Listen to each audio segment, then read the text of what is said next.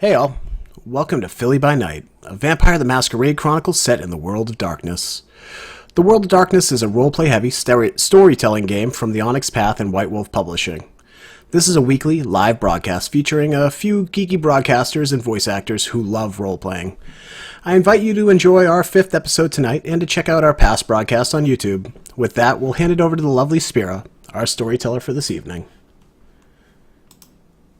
Our faithful followers, and welcome to anybody that's new. So for a short recap from last week, we have all of our players who converged in Fairmount Park following a trail to catch Avery Harden, the Malkavian renegade, running from a blood hunt. Set by the prince, Deckard decides his interests lie elsewhere, particularly wherever Benedict ran off to, while the others all decided to head to the court, dragging Avery along, to have him face the prince and decide his ultimate fate. We will have our players introduce themselves first. Now, starting off, we have Clarity.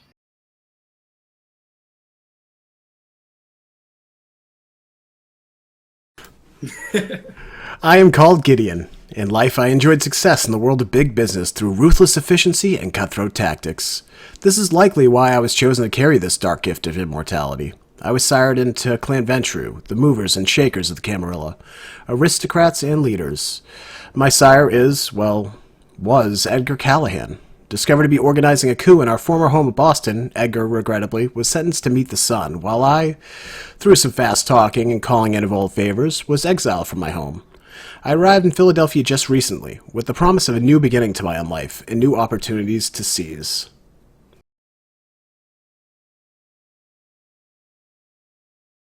Yeah.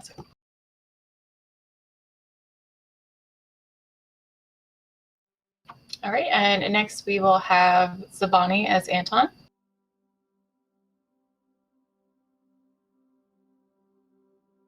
You're muted. Sorry about that. My name is Anton Damiani. While I was in law school, I came down with terrible sickness. When conventional medicine proved ineffectual, I turned to the occult. This drew the gaze of the Sorcerer's Clan Tremere, a group of vampiric blood mages. They saved my life by taking it. I am now sworn to them both as a lawyer and a blood mage, and I spend my time studying my spells and rituals. Next we'll have Freak as Conor. I am Conor McDevitt, a cursed vampire of Clan Malkavian. This dark curse has opened my eyes to many truths. My embrace has changed my mind. Now I see things. Oh, so many things. Some call this a curse, but I call it my special gift. Tonight, I will open my mind to you, and I dare you to look inside my madness. In my past adventures, I did save all the vampires of Philadelphia. I also met the prince. I tried to inform him of an impending danger that he faces from the Toreador, but he would not heed my warning. Tonight I shall save my fellow Malkavian Avery from the prince who has called a blood hunt on him, after he said he would not. Then he changed his mind and said he would kill him. But then he changed his mind again. And last I talked to him, the prince said he would not kill Avery. But only if this wishy-washy prince does not change his mind. Next we'll have Tongue of Silver as Anthony. Hello, my name is Anthony Toussaint. Perhaps you've heard of me. A world-famous chef whose dream is to become the greatest in the world. After... Cut out.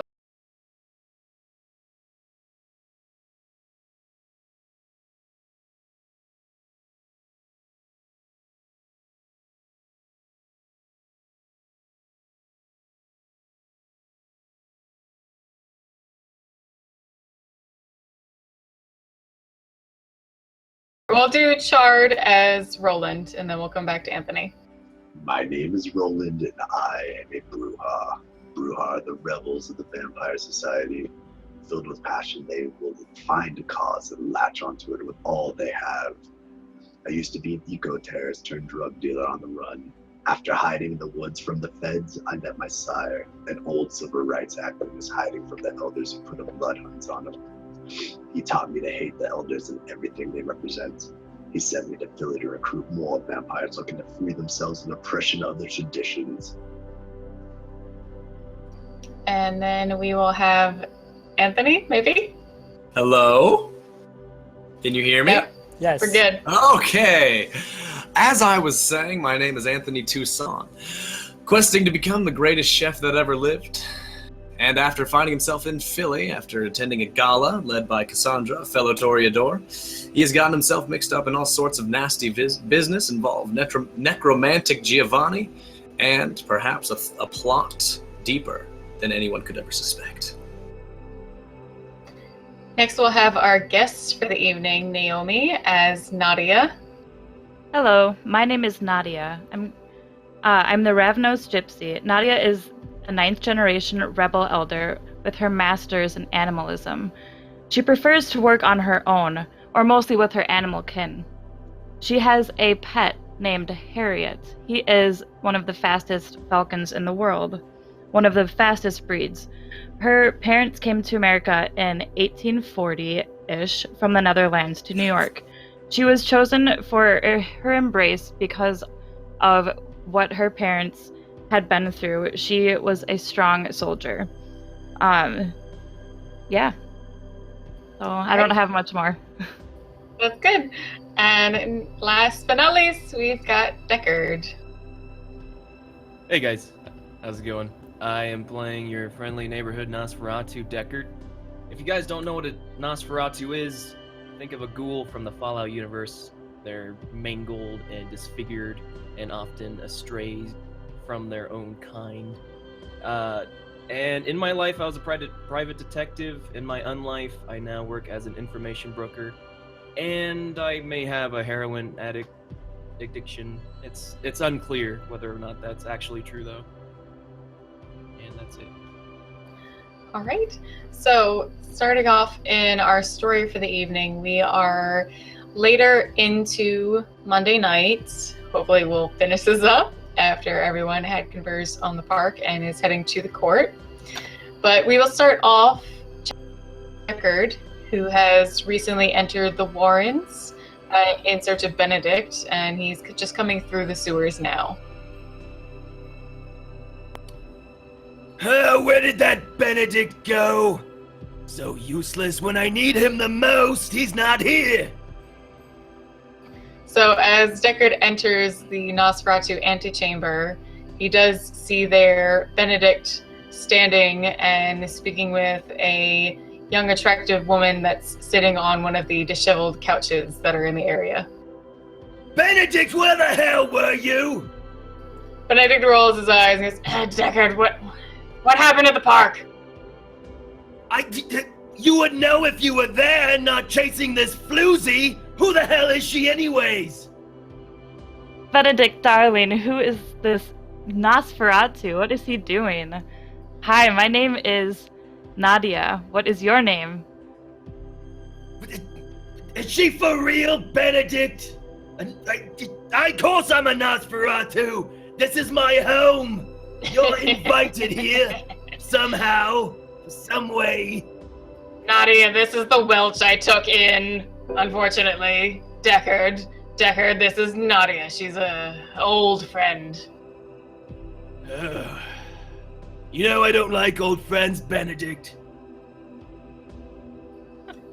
As the chatting gets a little louder, suddenly you can hear loud crying, screaming, muffled words of asking for help from through the sewers.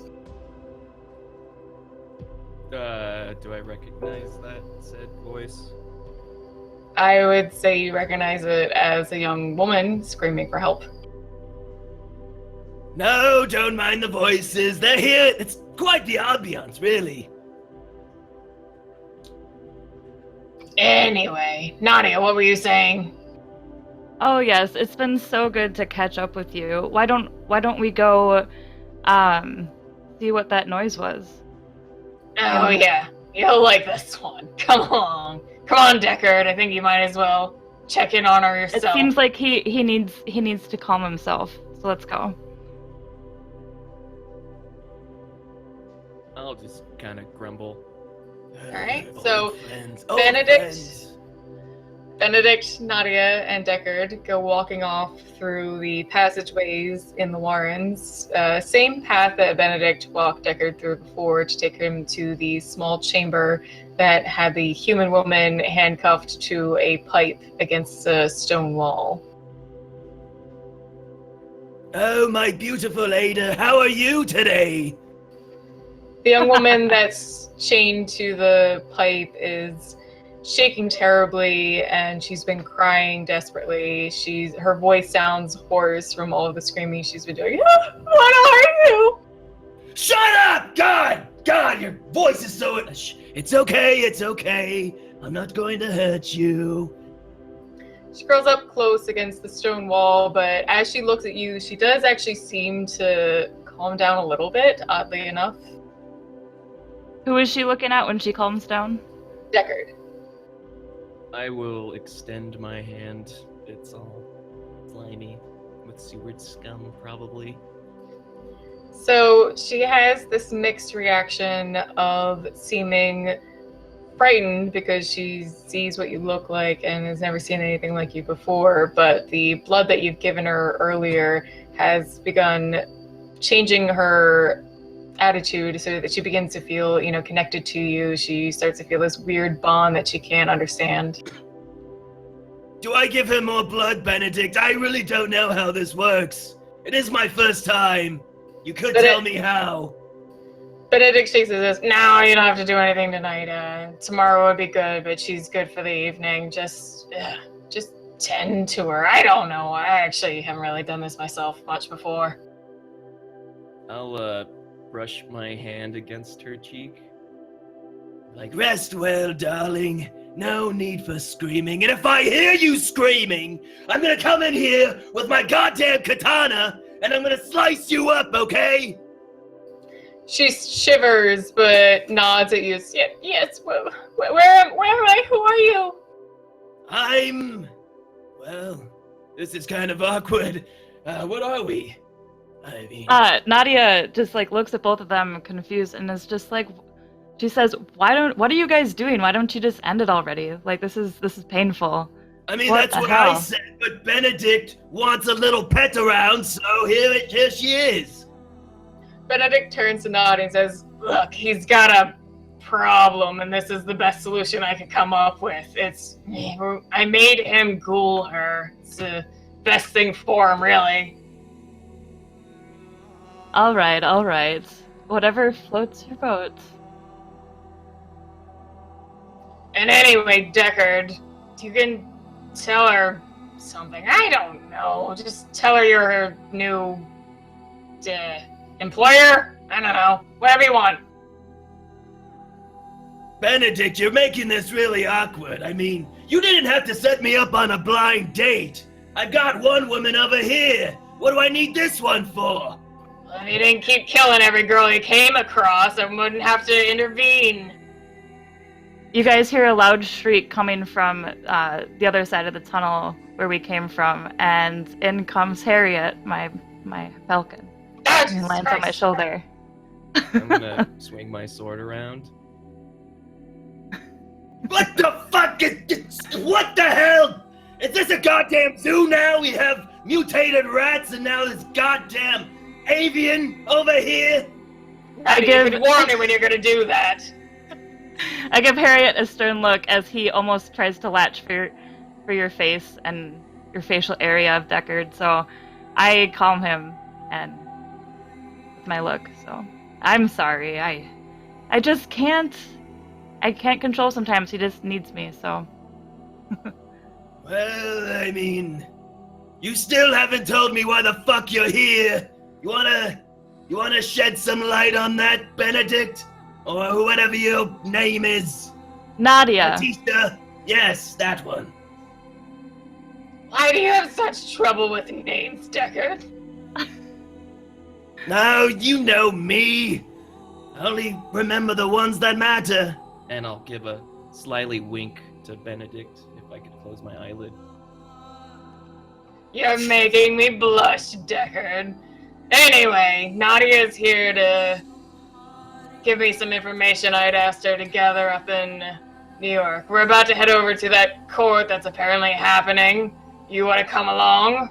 Oh, Or are you what a busy? bore! God. Caught this, caught that. Fuck Avery, he's probably dead.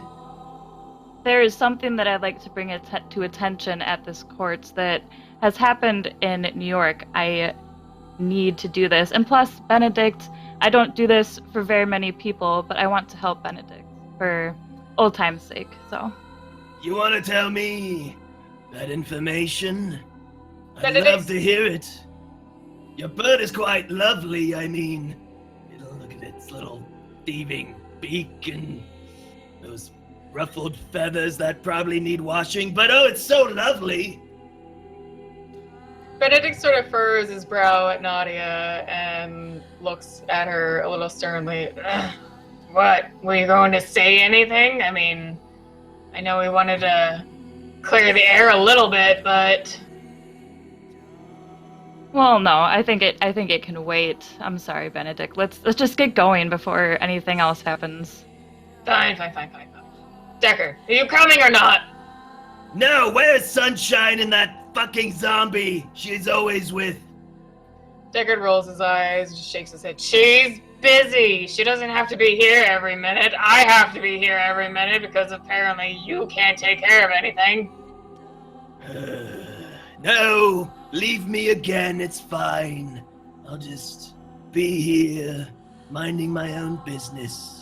Alone in the world that's so dark and full of terrors. Maybe I'll put on a movie, get some popcorn, invite some friends, you know. Oh yes, I'll just be here, all alone. And I'll continue to guilt trip him. Benedict roughly grabs at your tattered shirt and just, Jesus fucking Christ, you child, come on! I hate you. I know, just deal with it for now. Come on. And now we'll hop over to the rest of our gang, who are roundabout arriving at the old abandoned court at about the same time. We had a couple in a cab, a couple another in a cab, and a couple in their own car. Wasn't there a really awkward cab ride as well? Can we get some of that? Yeah. So we can totally play that. I'm just saying, they're heading all to court. Well, I had some questions as well for the cab, so... Yep. All right, so everybody is in their cab. We have Roland and Connor heading together. Connor, I need your help with something, and I kind of like eye towards the cab driver. I'm feeling a little bit hungry. And you want my fucking help? After so much help that you've already given me tonight? Why the fuck would I want to help you, you fucking shite? It could have been a lot worse, Connor. All I'm asking for is a little bit of help. It was nothing. What? I mean, he put a coin against your head. What does it matter to you? What does it matter to me? You held me against my will. How would you feel if I did that to you? Would you be so willing and ready to help me with whatever little problem? Your appetite's your own fucking problem. What happens in your stomach, that's your fucking problem. So you're not going to help me? Well, what is it that you want me to do? I just make sure that I eat before we leave this cab, if you catch my drift. Oh God, maybe we should wait for him to park first.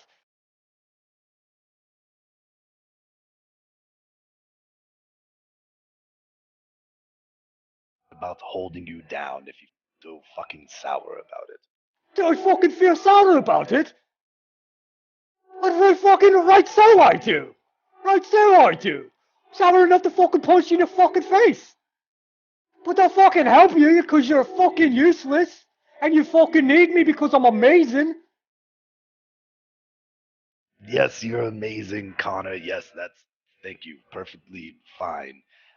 I also don't understand where you are trying to profit from this whole situation. You seem to be against so much, yet you still go to all these meetings, and why are you trying to help Avery so much? He's a fucking Malkavian. What's wrong with that? I want to help out a fucking fellow mate. A clan mate. So if he was a Bruja, you wouldn't help him? Maybe I'd care, maybe I wouldn't. I mean, I'm not for the prince. I think he's a fucking idiot. And I think he fucking doesn't know what the makeup of his own mind. First he says, oh, we're not gonna kill him. Oh, we're gonna kill him. Oh, let's kill him. Let's not kill him. I don't fucking know what's going on. You know, when it's fucking tomorrow morning, tomorrow night, maybe a whole new situation. And you know, so I mean, in this case scenario, I'd probably have the fucking brownies back. So let me get this straight. If they call a blood hunt, are you going to hunt Avery or no? Fuck no, I'm not gonna hunt him. Fucking, I found Avery before everyone else found Avery. I didn't tell nobody. Now, are you doing that because you're against blood hunts, or are you doing that because of who Avery is? I mean, fucking people die, right? I understand that you don't give a shit about the people fucking dying. I don't know how you feel about vampires dying, but it's more so that he's a Malkavian. I mean, I don't care. Blood hunts happen. I don't know. It all depends on the situation, you know what I mean? Some blood hunts are necessary. If somebody goes off feral and shit and acting all crazy and just fucking being the beast, you got to put them down, you know what I mean? Like a fucking wild dog. But this shit, a fucking party from a fucking Tory, you want to kill a man over a fucking party? Makes no goddamn sense to me. Understood. And what's with the fucking 20 questions, mate? What are you after? Nothing. I was just wondering how you felt about blood hunts. If you were someone who was for it, or if you're someone who was against it. Seems like you seem to be pretty for blood hunts and elder traditions. You know, it's a thing. Like I said, there's sometimes I think it's justified, sometimes it's not. You know, this fucking prince, I don't know I don't know. Anything he fucking says is probably fucking, he's gonna change his mind anyway. The cabbie does glance in the rearview mirror at you two, but generally tries to seem like he's not paying attention to just staring at the road. Seems a little concerned about what you're talking about. That's great. He'll be less concerned about it a little bit later. He won't mind it a little bit. Yeah. Anyways, and wouldn't you rather live the rest of our lives without blood hunts going on? Wouldn't that be something that you could do, be free? And Oh, fuck yeah, man. We should go pick some fucking flowers and we should fucking get around a campfire, sing Kumbaya and shit. We ought to be the best of fucking friends. That's why you had me fucking, that's why you was holding me against my will when that fucking crazy Nosferatu was putting coins on me. Right? It's because you want to be all fucking friendly. It had to be done. Oh, it had to be done. I guess you could say the same thing about the blood hunt then, eh?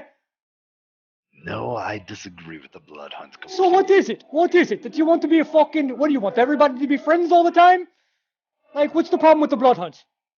Yes. Yeah, why couldn't we be all friends, Connor? Do you want to be my friend? Seriously, I fucking... Do I want to be your friend? What the fuck? I don't know, man. What are you gonna do for me? I'm not about friendship. I'm not for the friendship. I've got my own shit I'm trying to deal with. And a lot of these motherfuckers are in my way. I just want you to recognize my greatness. Oh, I do, Connor, I do. And what exactly is it that you would like from me? What could somebody like me do for you? Maybe a little, I scratch your back, you scratch mine. What is it that you're good at? What? You should answer that question. What can you do for me? You need something gone. You need a building gone. You need a person or a vampire gone. I might be able to help you out a little bit there. Well, see? Now that's something we can base a friendship on. But I do feel like you owe me one. After tonight, you fucking shite. Okay, alright, I owe you one. Tonight at the council, I have your back. As long as Avery doesn't die, or as long as you don't, let's say, have anything to do with Avery dying. Well, I tell you, man, I oppose the Avery's death, for sure. For sure. You can bet your money on that. Like, I told you I wanted Avery to live. I want Avery to live. I'm going to save him right fucking now. Hurry up, Cabby, drive! Drive, you fuck! So the cabbie gets a little spooked after sort of eavesdropping in on your conversation and actually just pushes the pedal to the metal and starts actually driving way too fast than he should. And we will check in on another couple. Let's see. I think we've got who is in another set of cabbie? There is me, Avery, and what's his name? Albert Albert. and Anton and Anthony were together. Yeah. Okay.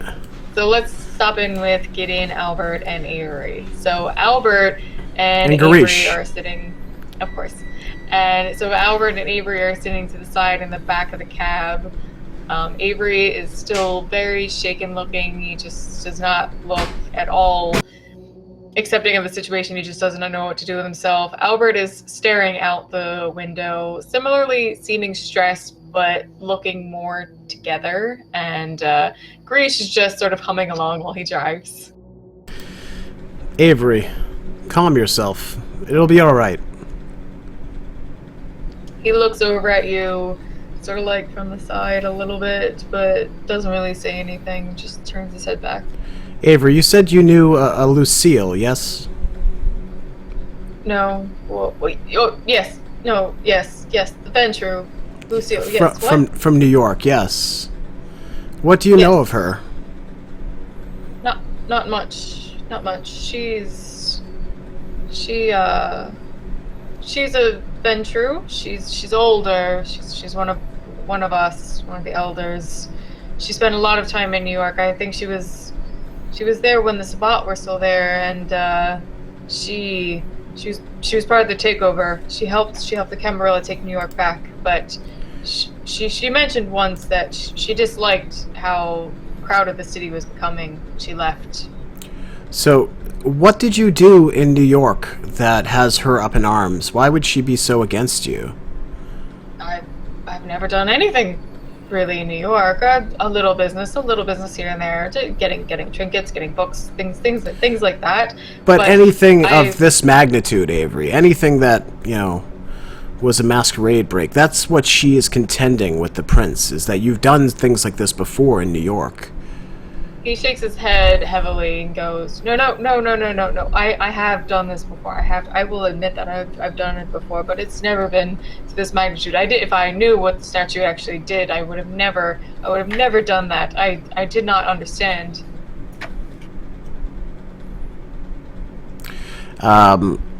So what does she have against you, Avery?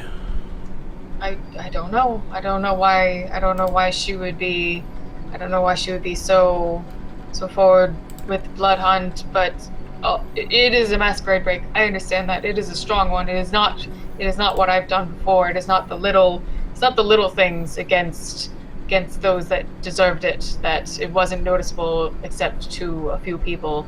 This wasn't like before, but I don't know. Albert, stiffens his shoulders and sort of puts his hand on Avery's shoulder. It's fine. We're going to the court. We can explain there. Albert, and what's your experience with Lucille? You said you knew her quite well. Albert looks over at you and nods solemnly, but also looks back out the window and says, honestly, she is a bit, I don't want to say shady, but she keeps to herself. She seems to have almost taken Philly as asylum. I don't know if there was anything in New York that she was particularly leaving to get away from, or she truly only disliked the number of kindred, the way it was growing. Perhaps she just wanted some quietude. I do know, I'm not that old myself, but I do know the elders oftentimes want to just escape the jihad. They just want to get away for a little while. It just feels so strange to me, Albert, that this Lucille would come out of nowhere with all these stories about our Avery here, if Avery's saying that they're untrue and unfounded. Albert nods and sort of gently shrugs his shoulders and just sort of looks at you and says, yes, I'm not sure where this comes from. Perhaps I don't believe any of it's true, he says, nodding at Avery in a comforting way. I don't understand. I don't know who's right here, what she might have heard. Perhaps she heard things that she's just taking for truth rather than necessarily looking into. And as far as I can figure, she's perhaps paranoid, worried, this is a big break, I understand. And he sort of like, again, pats Avery on the shoulder. But I don't understand exactly. That's why I'm hoping we can get everything cleared up at the court. But on the other hand, you said that she might be seeking asylum from something in New York. It's true that, Avery, you have a lot of business and you do a lot of your relic seeking in the big city, right? Avery nods excitedly. Yes. But it's not political. It's commerce. It's trading. I have things these people want. They have things I want, and that's all it is. But would you say if there was something to uncover, you might be one of the first to do so with your ventures into the city? If there was something going on with Lucille, I mean, we're speaking hypotheticals, of course. Perhaps I might hear things once in a while, but honestly, I've never been all that interested in our own politics. I only took the option of the Primogen position that was offered to me from Declan because it seemed important to him. But no. I have my studies. I have my interests. I like my artifacts. Those are my interests. Not exactly who's done what. The history is only as interesting as what it presents to you in the present. I'm just trying to figure out some reason for this vendetta she seemingly has for you, and why it was so important for her to convince the prince to go against his own public decisions. You understand, don't you, Avery? Avery doesn't really respond. He just sort of looks into his lap, but Albert starts looking a little more tense and upset. Yes, I would definitely like to hear something from Declan about all of this. I think it's very important that somebody who is not a resident of the city, such as Lucille, not be involved in our politics tonight. Wouldn't you agree, Albert? Albert nods, yes. I don't know for sure if she'll be there. She's been apparently more involved in this than I had first expected.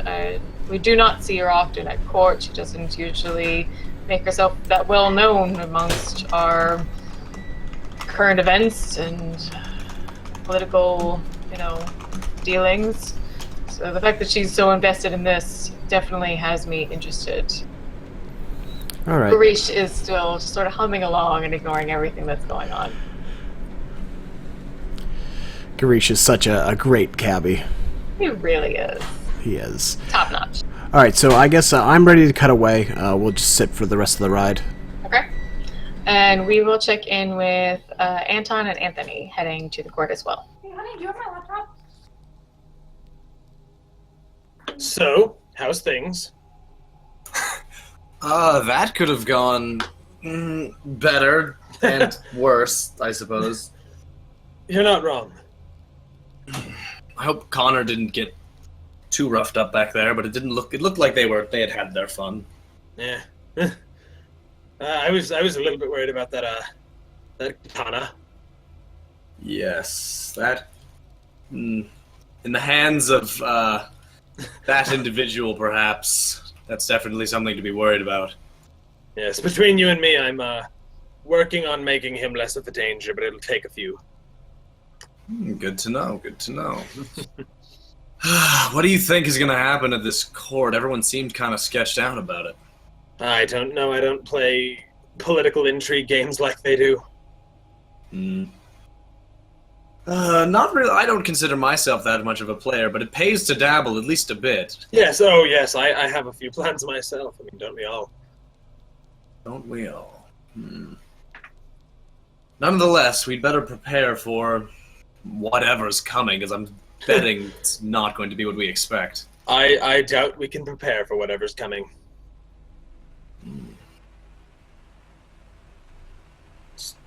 So how's the cooking going? Oh, well, now that we're talking about something interesting. It is going well. I haven't gotten much of an opportunity within the past couple of days, but I look forward to starting up again soon. Speaking of cooking, I have a request for you, actually. What's that? Would you be willing to, tomorrow night, provide some figurative muscle? Some arcane might, if you will. I suppose that depends. What are you asking? There are the previous, perhaps previous. It's somewhat in a limbo state right now. Owner of the Pinnacle got into some shady dealings. Is paying the Giovanni for protection. I myself am not the biggest supporter of the Giovanni, and apparently neither are my Primogen or Cassandra. They, Mei Zhang insisted that we pay them nothing and send them a message. And I feel as if the Giovanni operating underground in this city is something that's rather disfavorable to everyone. So I was wondering if just perhaps tomorrow night you might be able to back me up. If you're not too busy, of course. Oh, absolutely. You don't need help. Of course, if depending on how court goes tonight. Yes, I will be extending this invitation to Gideon as well, just so you are aware, and He's maybe anyone else who really seems just not psychopathic. Well, I don't know your clan very well, but I don't think that many in my clan would be too much help. Just by they'll likely be studying. But yes, I have no problem with this, barring a couple of errands I need to run, and obviously whatever comes of this court.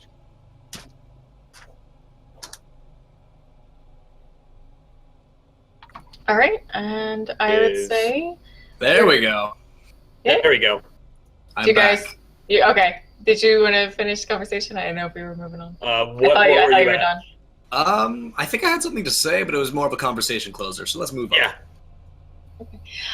So now we have our 3 different cabs arriving at the old abandoned courthouse out in the woods late in the evening, and you do see another 2 cabs already sitting there.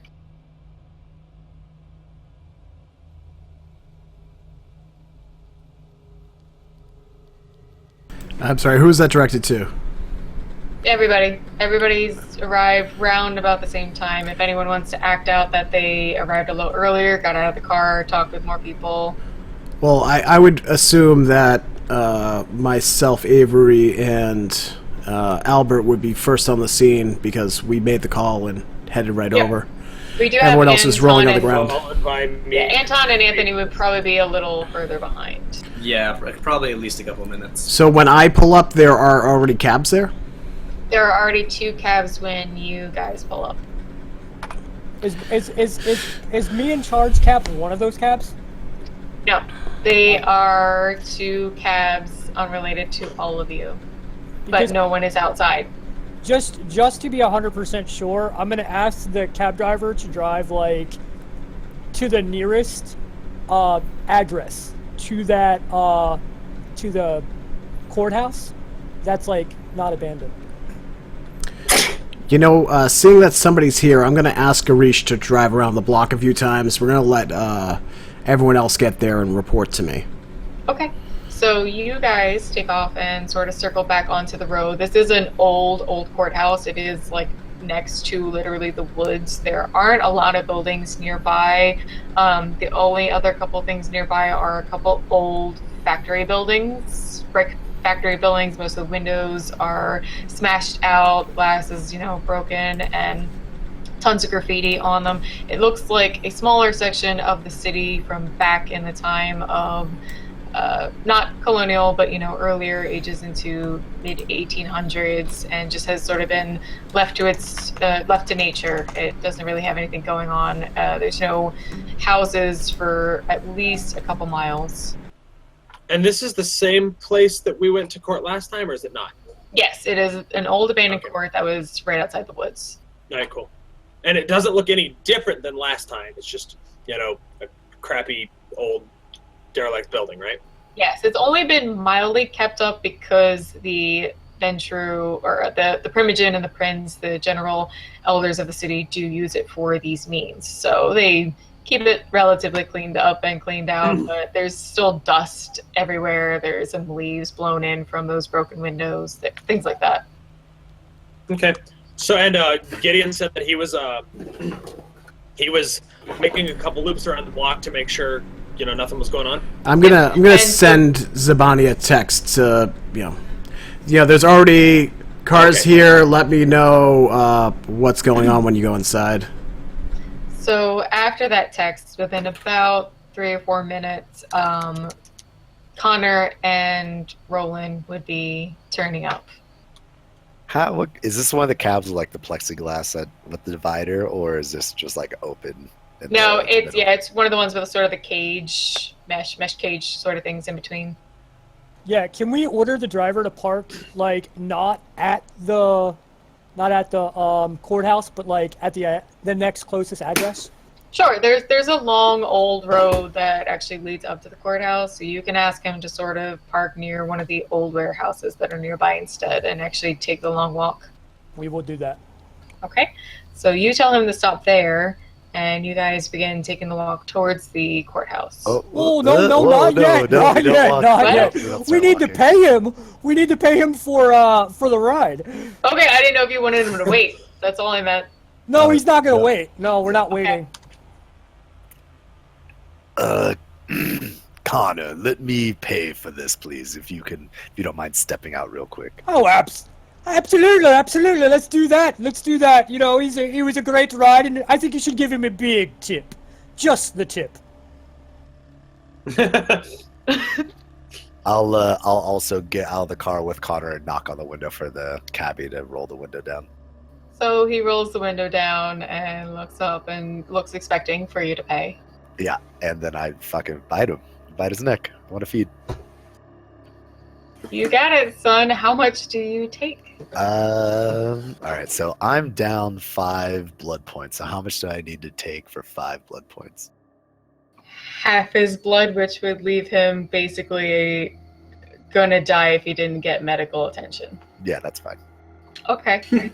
So are you just take 5? Do you want to take more? It's not like you can't take really much more than your blood pool. It would sort of make you sick. Yeah, it would make me sick. So afterwards, do they just kind of like lay there, kind of just like, bleh? Or how does it work? Yeah, no, it would be like someone getting, a shot with a shot, like something that would cause a wound that would bleed out. So, but you take so much, and it takes you a little while to drink it all, but you do take half of his blood. So he's left there completely knocked out from it and looking very pale, almost even like a little thinner. I want to take off my shirt. I want to go in his pockets. I want to take his wallet. I want to remove the money from the wallet. I want to wipe the wallet with the shirt. I want to drop the wallet. I want to wipe the back seat with the shirt. I want to get a piece of cloth that's not my shirt, and I want to stick it in the gas cap. And I want to not yet.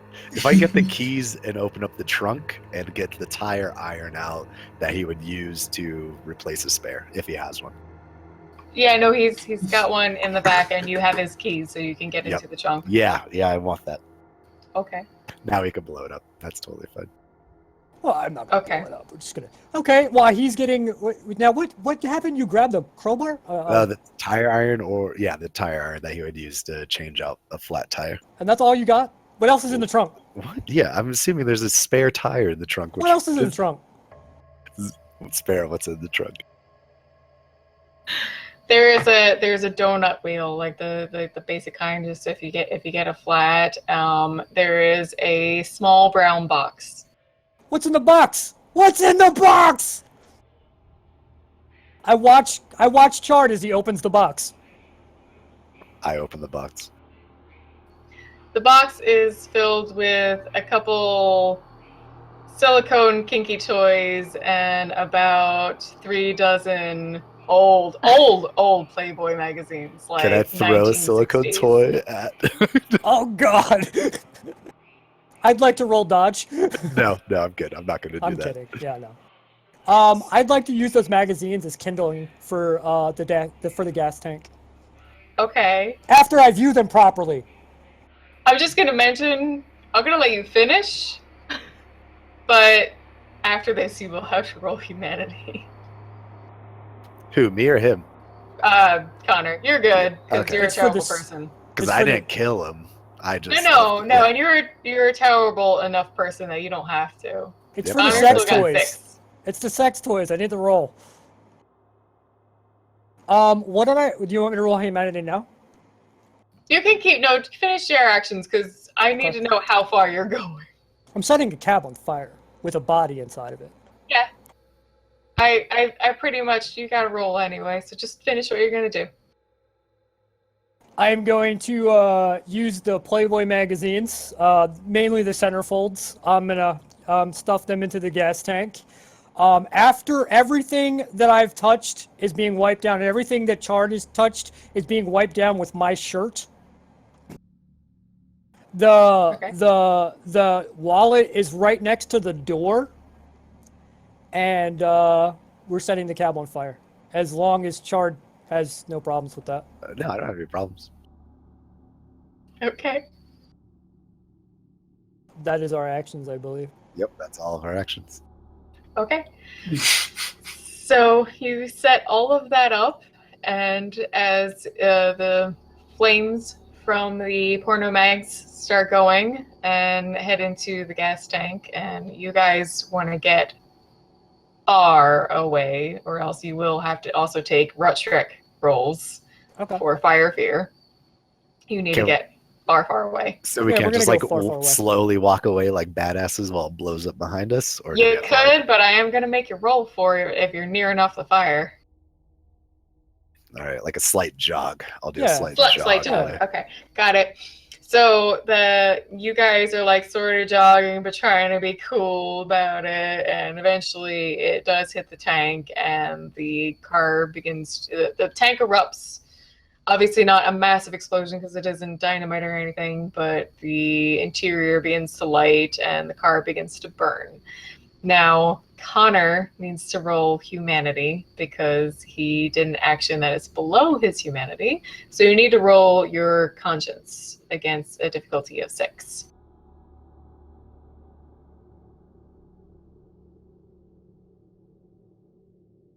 Oh, okay. This is not going to go good.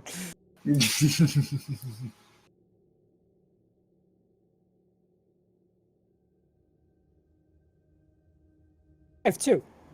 What? No. You roll your conscience against difficulty of 6. You've got 2 conscience. Yeah, I said 2. Okay, that's fine. You only have to have 1.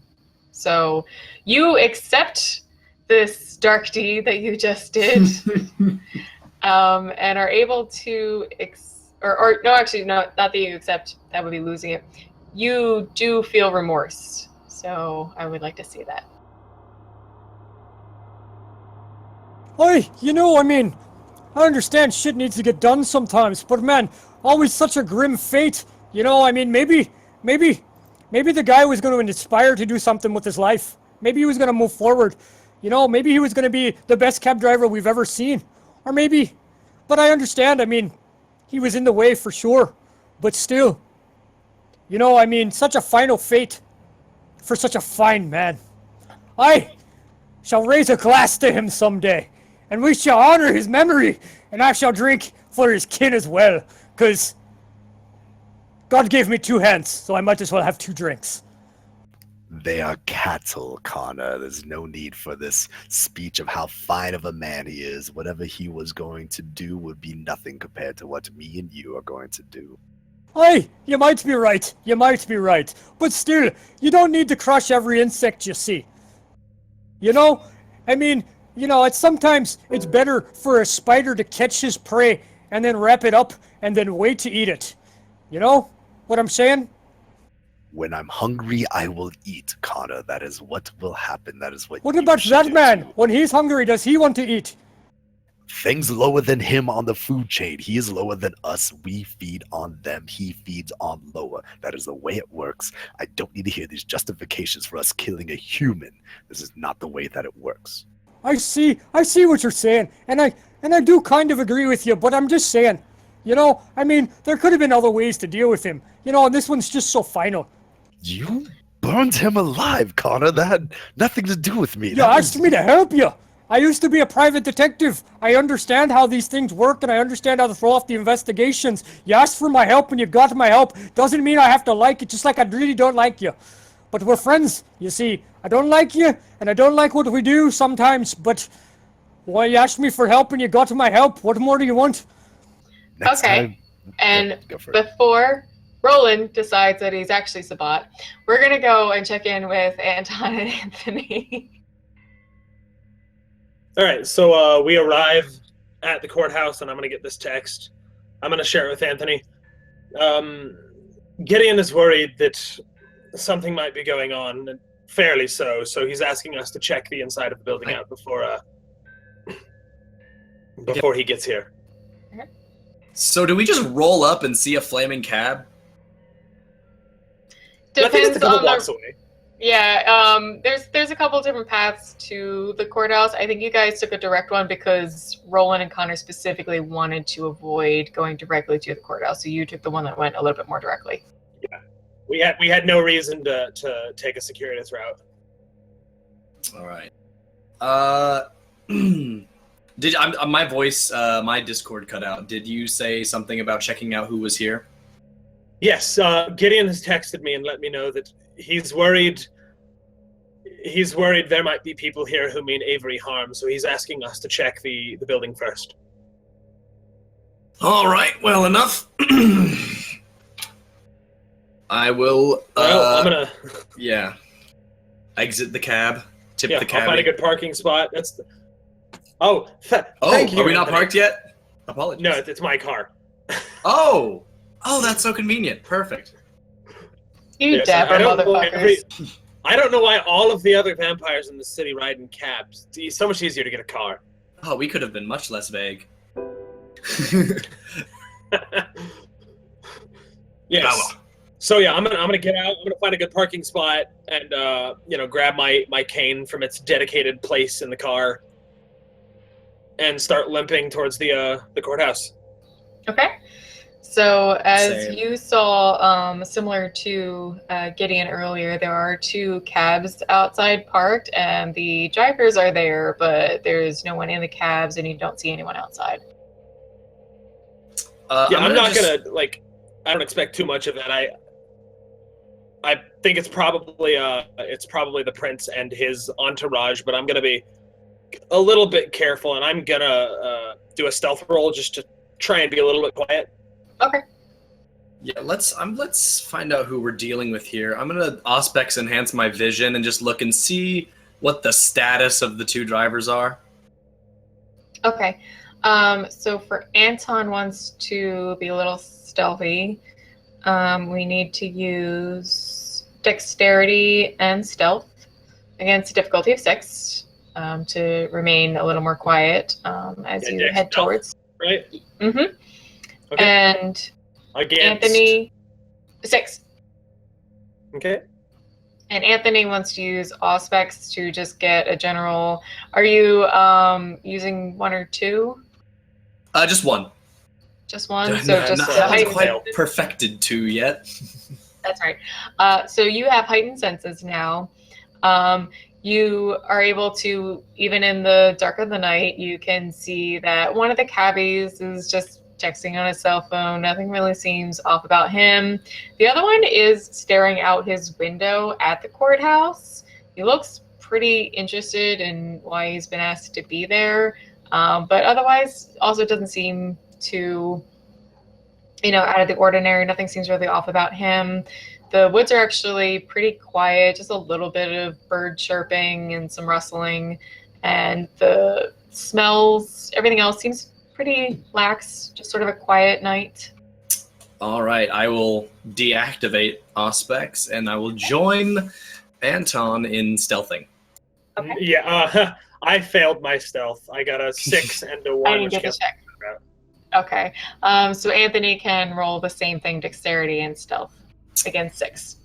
I imagine my cane hits a rock pretty loudly or something. Fails are straightforward. It's just that you don't do anything extra. So you got 1. Fails are straightforward. It's you don't succeed. And then I had one You exploding. don't really get any problems too much, so you just sound like normally walking up. So if your cane made a little bit of noise, it makes a little bit of noise. Yeah. Anthony got one success. You didn't get to roll that 10. Okay. So, yeah. So you get one success. You're a little more quiet. If anyone was really listening and paying attention, they really only hear Anton's cane, and I your don't think noise you got a is kind of success, covered. Yeah, there's 2 1s, and one cancels out the 7, one cancels out the 10, so we I both think I failed. just got no success. Oh, I'm sorry. I only saw the 1-1. Okay. Yeah, they So, all failed. same. You both Yeah, just sound like normal folk. We're both walking up terrible. to the building. I'll be fine. It's good. It's good. It's all good. So as the two of you walk into the court, the sheriff who was waiting near the doors he sort of steps out, his arms are crossed, and eyes you both and down and says, "Get inside." Who is? I'm sorry, you're breaking up a little bit. I'm having connection issues. Me? I am. Okay. So I didn't hear you. Oh, okay. I said that as Anton and Anthony walk into the court, the sheriff is standing there with his arms crossed and nods into the courthouse saying, "Go in." Of course. Thanks. All right. I'll go in. Let us go. All right. Okay. So coming back from the AMAs, let's see what Deckard, Nadia, and Benedict are up to walking through the woods out of the nearest sewer opening, heading towards the old abandoned court. It's quite quiet tonight. I'm kind of hungry. I'm a little, not weak, but just like distracted with how I'm feeling. I look over at Benedict. You all right? Yeah, I could really go for something to drink, something to eat. Well, I don't know how many humans are around this area, so you might want to keep that in check. I send Harriet flying over us, looking around for any backpackers. What do I have to roll for him to try to find something? If you want to command him to actually take a look and report back to you, yeah, you would have to roll your manipulation and animal ken against 7. Do I know where Benedict keeps his cell phone? You saw him to get out of the right pocket, out of his bomber jacket, and that's about the same place he usually always puts it back. While he's distracted with Nadia, sorry, can I try to pickpocket the phone stealthily? You can. Let me double check your sheet. Let me see. I've got You would definitely. larceny. Yeah. Oh, I thought you had 3, because I moved it over to security. Oh, I'm sorry. Yeah. Okay, You're right. but yeah, you're gonna use dexterity and security against a difficulty of 6. So larceny, because there's no security. It's kind of the same thing. So, but you add 3 points in it. Okay. Okay. Against 6. All right, I'll roll Oops, for. that's a D20. Damn it! I was like, I did so well. I'm rolling a 9 against a 7. Is that right? There we go. You're gonna Sorry. roll what? Manipulation and animal ken against 7. Okay. 2 successes. Okay. And Okay, so Nayohmee also got 2. So Nayohmee as Nadia. Nadia is able to command Harriet to start circling around the area and come back to her as quickly as possible if he spots any humans walking around. So he has to take off for a little while. We'll come back in a bit with the actual report. Deckard, in the meanwhile, while Benedict is sort of paying attention to whatever Nadia is up to and looking concerned at how she seems to be a little bit tired and seems hungry, Deckard is able to actually stealthily sort of sneak his cell phone out of his pocket. Perfect. And then I'll just pocket it. Okay. Oh, do we have to wait for the rat with wings to come back, or do we have somewhere more important to go, Benedict? I don't know, you dragged my ass out of the sewers. Benedict pushes against your back and throws you almost towards a tree, but not really, just sort of a little angry, yes, come on, we're going still. The bird can come back whenever. Can I roll to have noticed that Deckard took the phone? Sure, you're going to use perception and alertness, again, 6.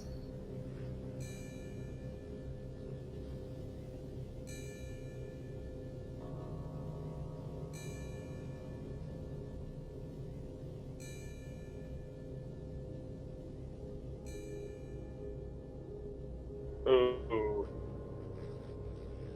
That's a no. Didn't notice. Yeah, so it's a 1 against your, you got 1 and you got 1 against 2 successes, so you got 1 success. So you notice him go at Benedict's pocket, and you see him pull something out, not entirely sure what, but it's a small object. Deckard, if that's your name, what are you doing? And I shove Benedict. What are you doing? What am I doing? I'm here in the woods! What are you doing? Benedict glares at Deckard. What did you do? I didn't do anything! Yeah, that's a likely story. I'm here in the goddamn woods when I always want to be home, watching some movies, maybe The Notebook or something. I rented it off of Blockbuster, and my guest didn't even show up to my haven! Benedict glares at you slightly. Blockbuster's been closed for about 4 years now. Well, I mean, you know what I mean. You know, Redbox or whatever the kids use nowadays. My voice. You know! I'm sorry, Kozark was that one of the last ones alive. Okay, anyway. So Benedict walks up a little bit angrily at Deckard and sort of grabs his shoulders. What were you doing? He looks over at Nadia as well. What was he up to? He grabbed your cell phone, it looks like. So Benedict starts kind of handsily ruffling around in Deckard's pockets looking for his cell phone and grabs it out of the pocket he finds it in. Why? I don't know how it got here. Must be one of those portable phones. Get it? Stop being an idiot. Why did you want my cell phone? I will intimidate to dodge the question. Is it difficulty? Deckard wants to intimidate Benedict. Yes, I will intimidate Benedict. Okay. You can use manipulation and performance. Oh wait, you don't have any. Intimidation's a skill though. Oh yeah, sorry, no, I missed that. So manipulation and intimidate against a difficulty of 8. 8! Oh god. No. Well, I out here in the wilderness, and she's a bitch, Benedict. Snitches get spit stitches and stuff. I have a katana, okay? Hey, this is your friend, Benedict. I'm just trying to be aware of what's happening. I need to know everything. So it's fine, Nadia. And Benedict starts patting Deckard on the head as patronizingly as he possibly can. Listen, sweetheart, whatever you wanted, you can just ask Daddy. Give me a goddamn cell phone then. Why do you want it? I want to text O'Connell. What do you want to say to her? Where the fuck she is?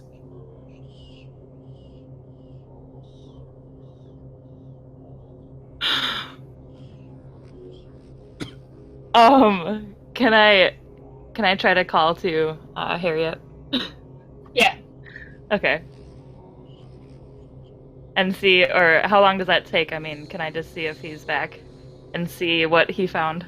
So you have a feral whispers and a general connection with the bird anyway. And the bird was only supposed to be like going around sort of in a quick circle around the area. So you call, it takes a minute. And so Benedict is still sort of wrestling with Deckard a little bit. She's out on reconnaissance. Why? What do you need her for? I just need her, god damn it! So Benedict hands you your phone and sort of gives you this weird sneering smirk. Fine, go ahead. Thank you. And I'll take the phone. So And sweet.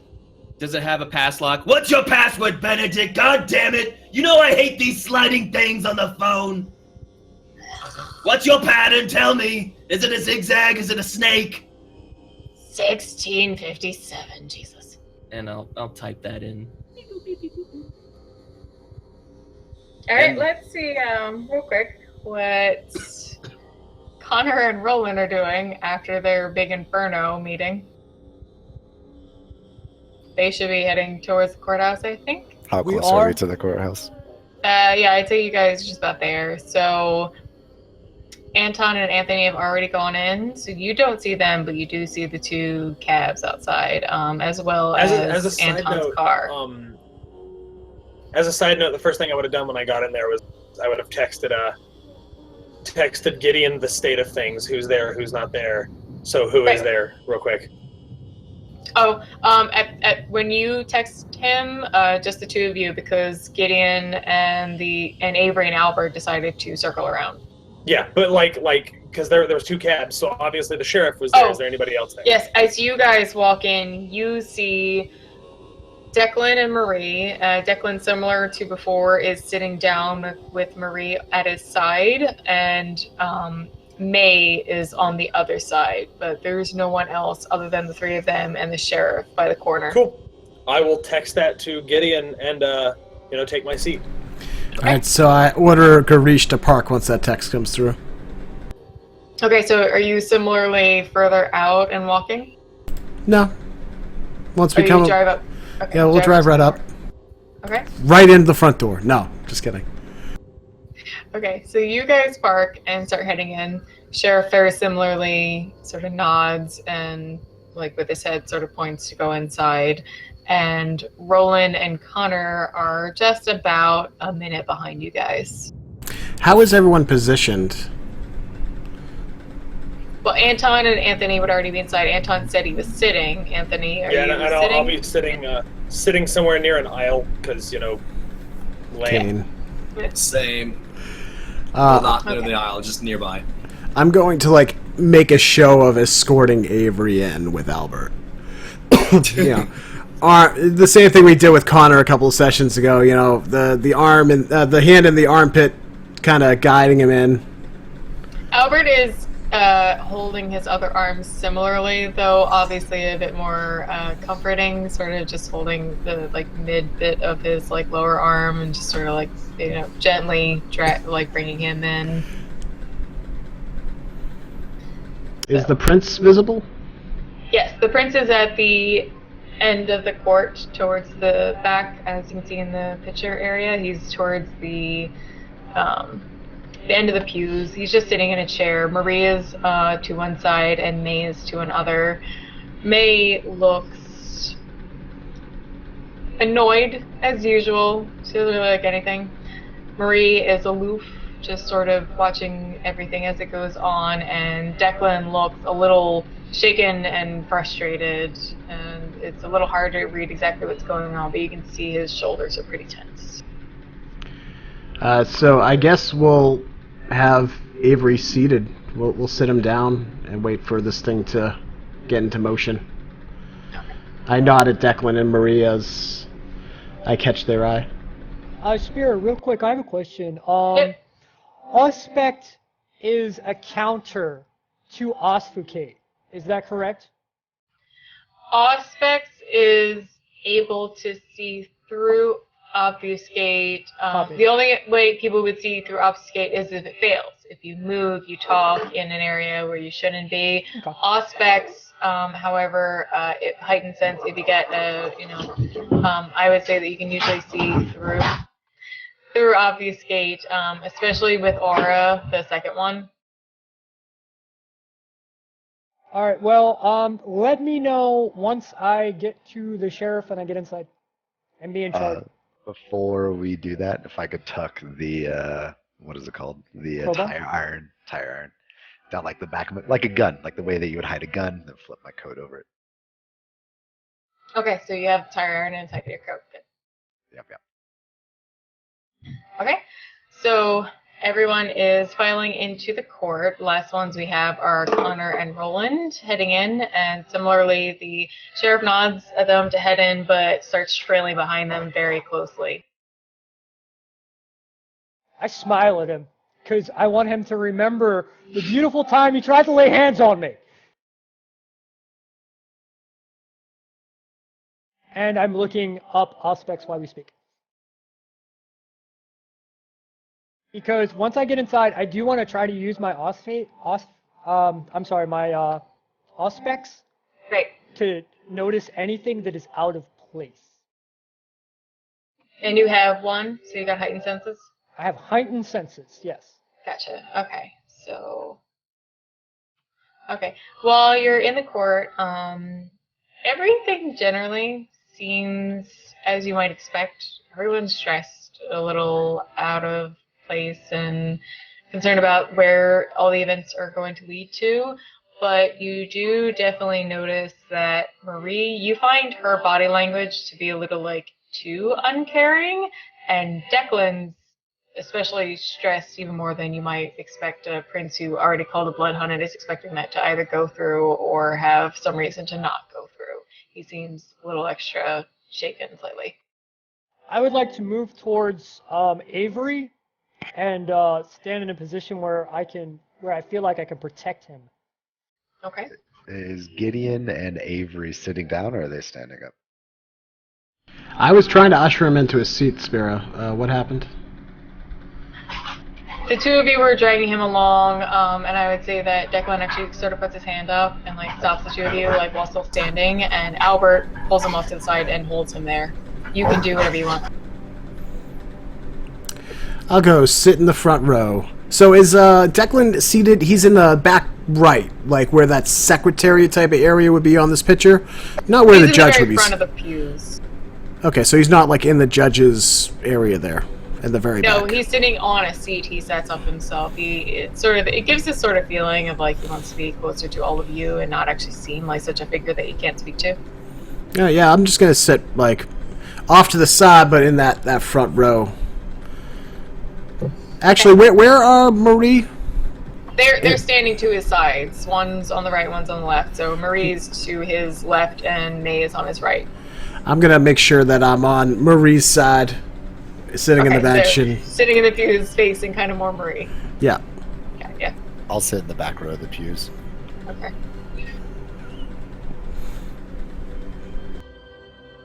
All right, now that everyone is gathered, Declan sort of clears his throat and takes in a deep breath before he addresses all of you. I really would rather not this drag on any longer, so please, just anyone who wants to speak, say your piece.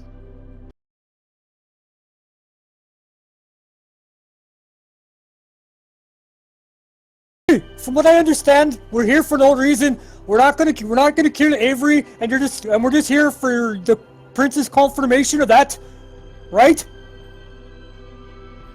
Declan doesn't say anything. He just looks at you. I think Avery needs to say his piece. I agree. Let the man speak. Avery stares hard at the floor, but Albert shakes his arm a little bit. Come on, come, my man, please. Say what you told us already.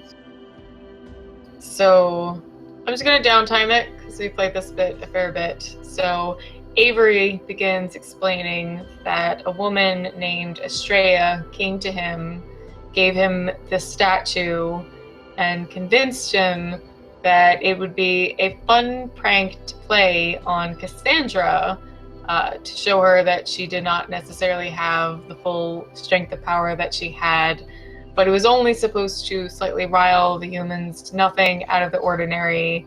And at the gallery, when he discovered what it would actually do, he was shocked and did not understand why it was going to be as much of a masquerade break as it was. He stutters quietly and it goes back to staring at the floor. So, as you can see, my prince, no blood, no foul. He's okay. He made a mistake. He was confused. Sometimes it happens. We think crazy thoughts, you know. I'm sure you do it yourself. This man, he was just a little misunderstood, you know, and I mean, he didn't mean to break the masquerade. The motherfucker's sorry. Look at him. He looked like he almost gonna cry to tear of blood. We don't want that to happen now, do we? Now, I see. He's sorry. We're sorry. How about we move on? The prince rubs his eyes out of frustration. Can I roll to see if I think that that Avery is actually telling the truth? Sure.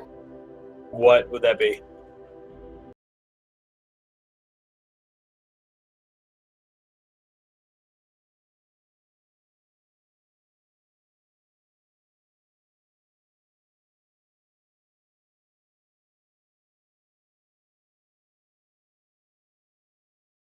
Woohoo! That's one success.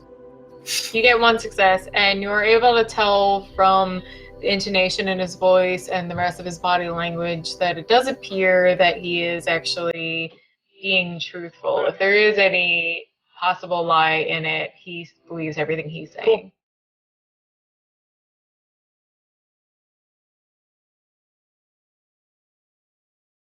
So after I said my piece about the whole, it was a mistake, he's sorry, let's go. That's the response to that.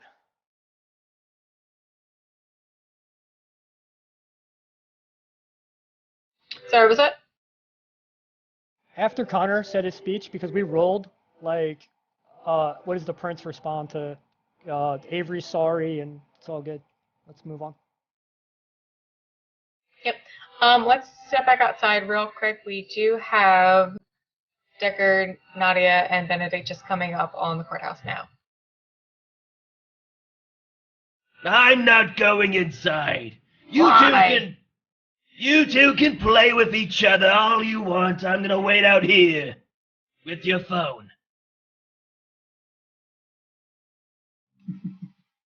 Yeah, sure. Whatever. Nadia? I'm just gonna lean by a nearby Yeah, tree. you're muted, I think. They're not helping you.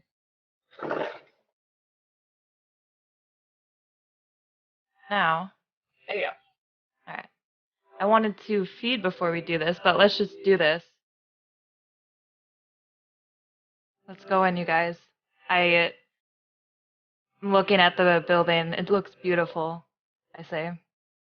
Yeah, it's a real piece of work. Anyway, you said you had something you wanted to take care of. Yeah, I call Harriet to see if he found any backpackers. I wanted to feed before we do this, I say. Yeah. So the Harriet the Falcon does come back and sort of calls and says that there wasn't anyone as far as he could find in the immediate area. All right.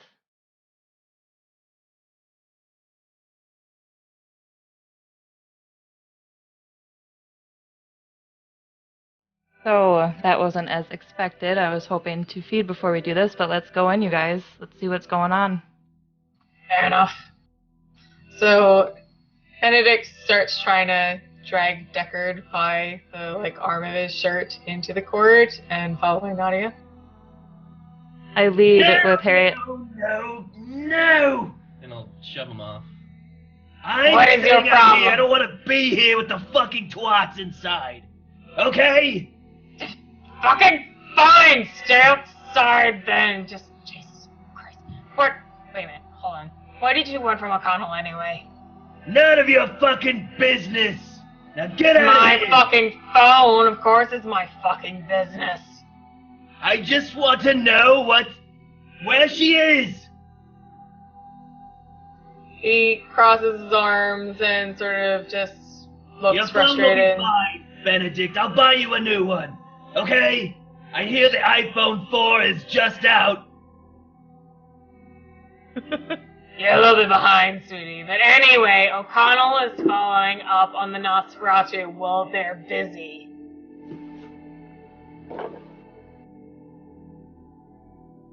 Wait, sorry, it cut out. What? Okay.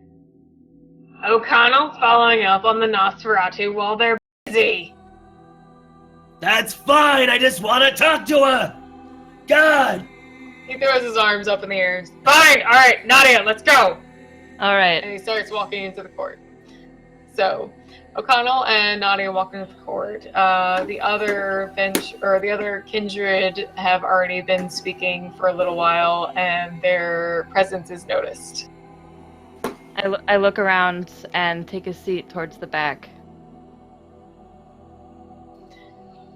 Benedict stands and sort of glares at the prince, and the prince nods at him. Benedict?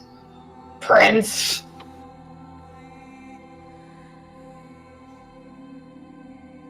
Everybody else is in the court?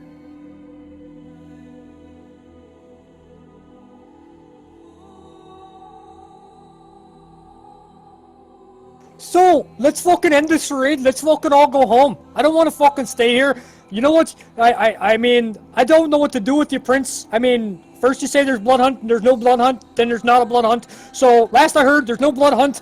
Avery said he's sorry, and he's sad, and it was a mistake, it was a misunderstanding. He said he'll never do it again. I heard him say that too. So, let's go. The blood hunt is still on unless I get clear enough information as why it shouldn't be.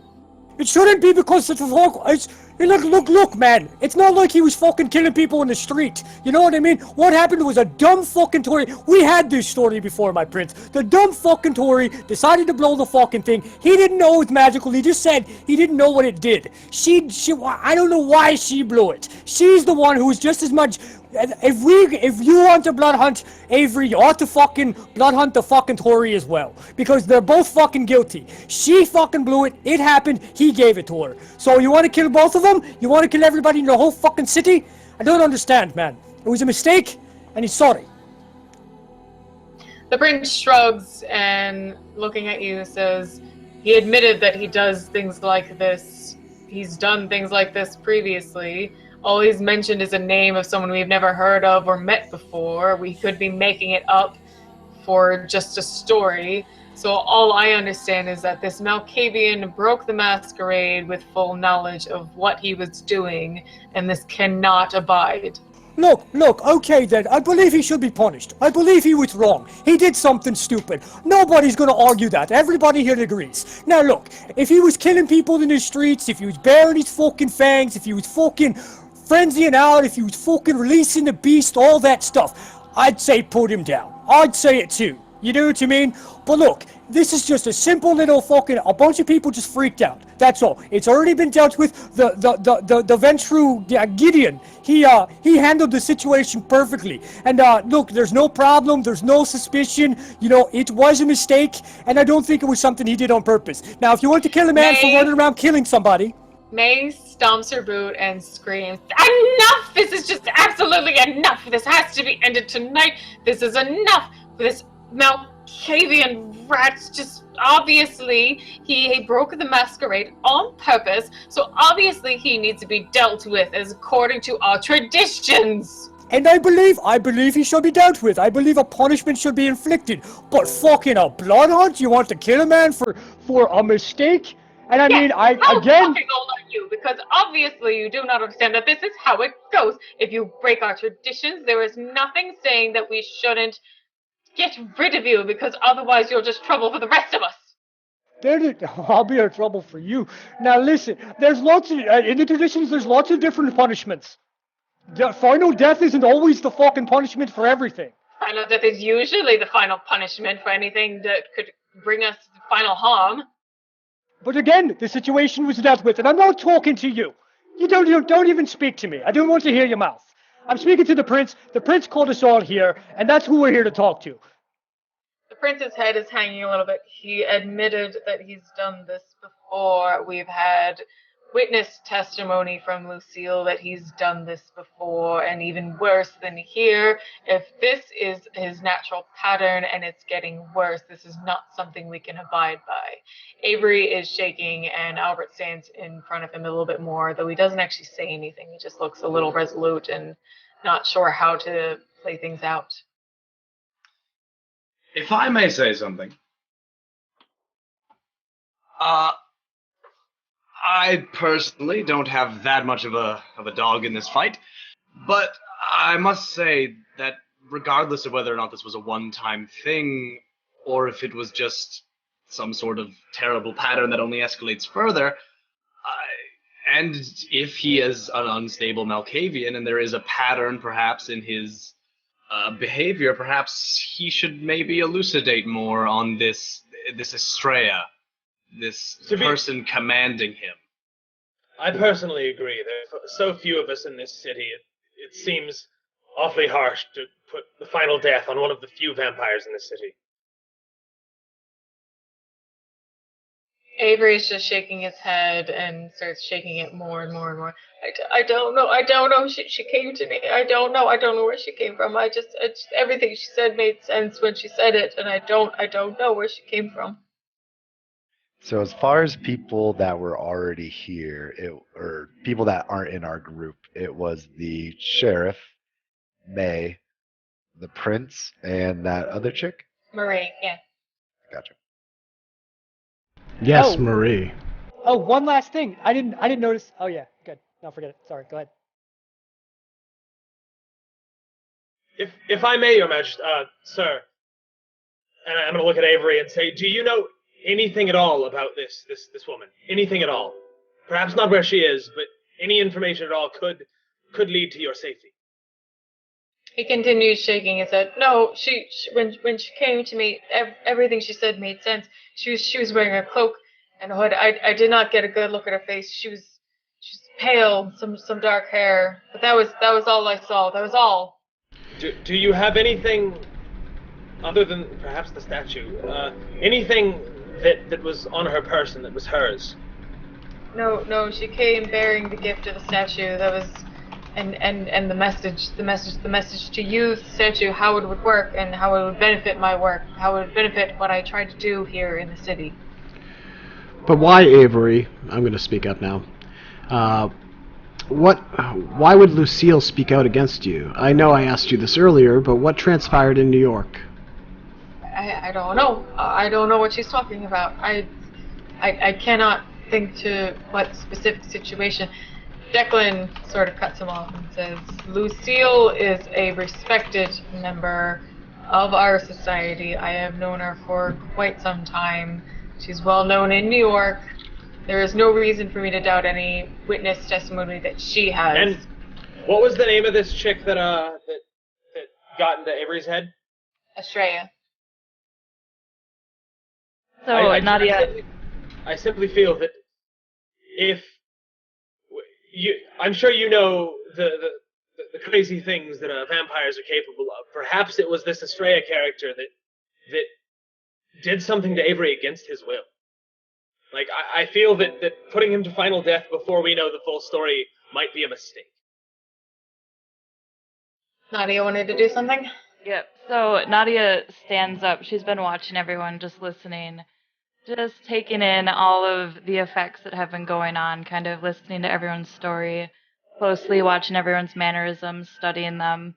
She stands up, and as she does that, she's calling, I don't know what you call it, Spira, but you know what? Beckoning?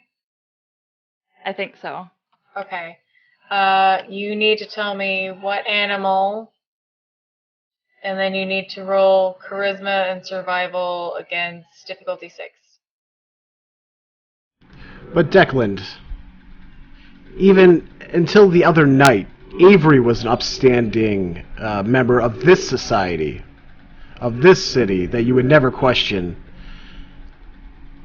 So, I mean, doesn't that account for anything? Yes. Yes, you were literally prepared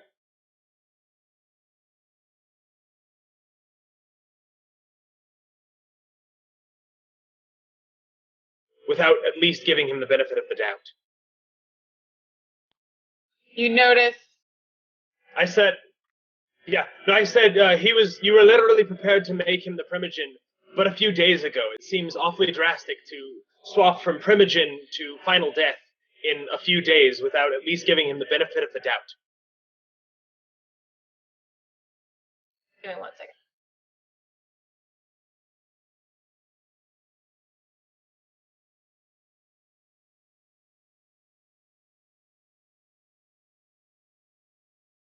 Sorry, I gotta get to Revolver, who has a question in Discord. Just a moment. Nayohmee, did you get a chance to try and roll that? What was it? Charisma and what? Charisma and survival against difficulty 6. Okay. So I stand up and I say, well, it seems like a bunch of bullshit and confusion. Like, how come a prince seems like he's being manipulated? This all just seems just too good for something not to be going on. Who knows this Lucille, and who knows this Estrella? Who has seen her? I'm gonna stand up. Where is she? I'm gonna stand up with I don't know, mock indignation, but actual indignation. And who are you to question our prince? Yes, sorry. Declan says, yes, Benedict, who is this, if you wouldn't mind explaining? Benedict gives him sort of almost condescending almost, a friend. It doesn't matter. What would you have to say about this whole situation anyway, Declan? Declan sort of just shuts up and doesn't say anything. Exactly. This Lucille, I guess you can call her by that name if you wish, but I am familiar with her from my home area where I have many connections. This Lucille is not who you think she is. Declan stands up quickly and says, enough of this! And the sheriff starts moving towards Nadia. Oh shit. Hang on, I didn't roll yet. Hang on. And who is this Lucille, then? That's a failed roll. Yeah, that's a fail. That just means it doesn't work at all. Save her, chat! Your only hope! Lucille is actually Estrella. She fucked over my whole area. I scream as the guards take me, as the sheriffs take me away. Well, the sheriff is going to actually have to roll for it, because he's not, perfect. Lucille is Estrella. How so? Let this woman speak. I mean, I thought this was a fucking asylum here. Declan actually starts heading towards Nadia as well, and Benedict starts standing sort of with her as, not in front of her, just with her, stands by your side. So I actually have to make a couple rolls, but you guys need to keep chatting. Well, if the players won't fight, I'll just have my NPCs fight. I thought this was a fucking asylum. What are you doing? Can't we just speak here freely? That's what I thought this was about. Yeah, Marty just claimed a reroll. I don't know who. Yeah, I think that's on Nadia. What am I supposed to roll in? You're re-rolling your animalism thing. You're Charisma back in. survival against 6. So you're 6 Thank dice. you, Marty. Ooh. Whoa, there we go. Roll one more dice. Better. Roll one more dice. One more dice? Yep. Yes. Yeah. Just 1d10 greater than Roll. 6. You re-roll 10s. Okay. No, just a single Wait, yeah, die. One dice. Try that again. D10. Oh, my bad. Not a problem. And Spear, I think you did yours do it again. backwards. Do it again, because you rolled another 10. Oh, that's we don't 5. do double tens. We don't What? do exploding. Oh, Neo I got thought we 4. Righteous Fury. That would have been awesome. Spirit, did you take into account your 2 successes on that first roll? I did. Okay, because you put the wrong emphasis on the wrong syllable. 5 successes. No, it was 2. She has it backwards. Oh, not on the new one? Yeah. On the first one. Yeah, she has 5 on the yeah. second. Or 4. No, hold on. 3. 3. Oh, you did it backwards again. Hold on, what? I did. No, Spira. Not you. Not you. Oh, I might have it the wrong way. Yeah, Spirit did that. 4 I just usually look at the 4. numbers anyway. But I see 4. I'm just looking at the numbers Oh. anyway.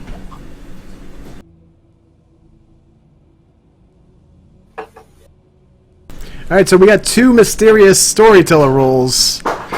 And we had a subscriber claim a reroll for Nadia. Aw. Uh-oh. Thank you guys. Well, what happened then? I'm confused. Okay. Oh, we haven't So we have the sheriff and the prince both sort of heading at Nadia and O'Connell, or Benedict rather. We have Benedict sort of prepping to take on possible. They're not attacking; they're just sort of being intimidating and moving towards them to make a move to say, like, you know, you need to stop talking right now. And Benedict was getting ready for that. The sheriff was the one with all those successes, so he actually plows past Declan even as he's moving and sort of shoves Benedict and Nadia against a wall. Benedict is able to sort of push him back a little bit, but is still, like, you know, isn't able to deal as well against the strength of the sheriff initially. And Declan is standing up and making an intimidation move against them. And so both Benedict and Nadia are slightly intimidated. However, Nadia got 2 successes, I believe. Wait, no, more than that. Yeah, she got Because 4. the reroll was beastly. You got, so you got 4, I believe. 5? A total Because of the 5. I think exploding it's 5. Yeah, it's 5. Yeah. She total got of 5 5. successes. Yeah. Very nice. So, So it's successful then, what I was trying to do. yes. All right, so So, I will say 3.5 dozen. 3.5 dozen with a mix of eagles, hawks, falcons, and owls come just pouring through the windows, just causing a ruckus, screaming, screeching, and I start laughing. What the hell? Ah, motherfuckers! I'm gonna start batting at Killing eagles with birds. a cane. Yeah, I'm gonna start batting killing at birds. Yeah, batting Why with my cane. can't one just speak up in the courts? Why can't one just speak out without being attacked? Oh my god, I'm just. The sheriff and Benedict are scrambling, sort of fighting against each other. Not trying to do any like serious proper damage, just sort of showing off to each other, and they're getting the hand over one or another back and forth. The prince is standing in front of Nadia. What the fuck do you think you're doing? The prince is in front of Nadia. I lost you again. Yep. The prince is standing in front of Nadia. Can you hear me? Yes, I can hear you. Yes. So the prince has made his way from the front of the court to the back of the court. Now he's with the sheriff. Yes. The Is- scramble is happening between the 4 of them. And now, where's Marie? Marie is starting to sort of grab May towards the back of the courtroom to get as far away from the incoming storm of birds that Yeah. has happened. So I'll go over there and try to shelter the both of them. What's everybody else up to? Do I So the just see birds aren't birds? attacking us, right? Yes. No, they're just. Oh, they're just trying to intimidate. I can roll for something, maybe more intimidate. Just intimidate. Just annoy. I would say you could get like at least one of them in particular to do some extra intimidating by running feral whispers if you can catch its eye. Okay. So whichever one you can catch the eye of, you'll roll manipulation and animal ken against difficulty 7. But the rest of the birds are they attacking like us? they've been called, and in general, it's just sort of like to be in the area. So since they've been called and they're freaked out by it, they are in the building, just sort of swarming. It's sort of like, you know, they're running, they're spinning around, flying around. Some of them are hitting windows or like trying to even get back out. They don't know what they're doing. Yeah, I don't know what they're they're just doing acting either. like themselves, and they kind of dive around. As I catch the eye of one of them, I want it to go towards like the prince and the guards near us. Right. So it's 9 and 7. What? Okay, that's a lot. That's a lot of things. Yo, reroll 2 dice. Whoa, wait, 2 dice? You roll Yeah. 2 dice now. Every time you Oh. roll a 10, you get to re-roll it and add another success if you get it. Unless okay. there's a 1. 1's cancel. If there's any unopposed 10s, then you re-roll those. The Correct. dice god really like Nayohmee. Right. So- Everyone really likes Naomi. I thought you just do it all at once, so that's why I was You do. rolling it. You do. And then You it's did just- it right. But you You got did the 10. right Now thing. you roll. Oh no! Hold on. She has exploding set, so she doesn't. Does she? Yeah, so those already re-rolled. 3, Okay. 6, 7. Re-roll. It actually double re-rolled. Okay, so But I'm counting at 10, 10, 7, 9, 8, 8. That would be 6. No, it didn't explode. She rolled 90-10, and there's 9 results there. Yeah. Yeah, roll 2 And- dice. Oh, 9 d10. I was looking at 7. You're right. She did not have exploding set. My Yeah, fault. so roll 2 dice. she'll roll 2d10 greater than 7 now. My bad. okay, that's what I thought. So, Yes, you like, roll as two I'm more. outside, do I just see, like, a flood of birds going? You see this mass exodus from the woods of a mix of all kinds of birds flooding into the court. And you get the text back from O'Connell that I sent you. Yeah, I sent another one. I'll... Fucking rats with wings, ugh. I'm just gonna focus on the phone. So there's up against the wall, there's the sheriff pinning down Nadia and Deckard, and then the prince is also near them, and then Gideon is sheltering them? Is that what I'm getting? Yeah. I'm kind of just like huddling over them so they don't get attacked by these birds. I'm being very chivalrous. I'm Well, gonna. you're hovering English over, hard. over, over I'm actually May Lane. May and Marie. Yeah. Oh, okay. I thought you were So he's on the hovering other over- side of the okay, room. Gotcha. He's on the other side of the room. If I could go up and attack the sheriff with my, what's it called? What? What? Tire what is iron. it? Tire iron. Thank you. Yeah. Chart is gonna die. You mean what do you? No. Wait. Before he does that, could you clarify what you mean by attack him with the tire iron? Well, I mean, Like, could you? before this happened, I saw him run up and attack me and Deckard, right? Yeah. No, I'm The- outside. Not Deckard. Benedict. Sorry, Benedict. Yeah, he would have been attacked Benedict, right? Yeah. Yeah. So I go up and hit him in the back of the knee with my tire iron. That sounds fine. Wait, Okay. who were you hitting? Declan. No, he's Okay. hitting the sheriff. Oh, okay. David. I thought he said the prince. I swear. His Bruja buddy. No, the Right. prince crossed my mind. And I was like, I can't. Yeah, you're hitting a clanmate, even though you're Anarch. Yeah, that's fine. I'm not gonna kill him. He doesn't care. He's fine. They're bros. For that face. Okay. Can I roll to witness this before it happens? Like see him, walking towards aggressively with a tire iron in hand? Yes. So that'd be what, a perception alertness? Well, are you just trying to see him do that? Because he's doing it physically. You would see him do it. Oh, okay. Unless Then- you're really unless you feel that you're distracted about something specific. I mean, Like, there are there's a lot birds. going on. There are birds flying around. Yeah, 3.5 dozen. I'm gonna say perception and alertness, but I'm gonna give you just a 5 because there's a lot going on, but you are still concerned about what's going on the floor as well.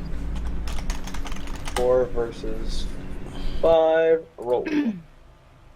Ooh, Okay, yeah, definitely witnessing what's going on. noise. Yeah, so that being the case, I know I can't catch up to him, but I'm gonna get up and like start hobbling in their direction. Okay. What's Avery doing? How's Avery doing? Avery's ducked under one of the pews. He's just hiding underneath one of them. And what's it called? Is fucking Anton's like friend watching over him? Yeah, Albert is sort of batting at the birds standing near the pew that Avery's ducking under. He's not too concerned. He actually looks pretty confident about what's going on, and the birds are almost sort of avoiding him, oddly enough. Who is that? Who is that? Albert, he's a Tremere character that is close to Anton. Okay. All right, I guess I'll move towards the prince as well.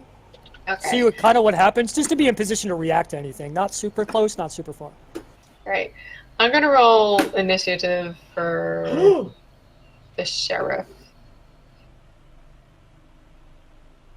1 second. Are the rest of us engaging in that also rolling initiative? Depends on what you're doing. Roland specifically said that he's trying to hit him, so that's why I have to roll.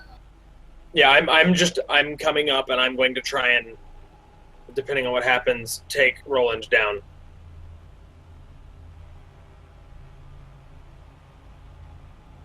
I forgot what we need to roll for initiative, sorry. Wits and alertness against 4.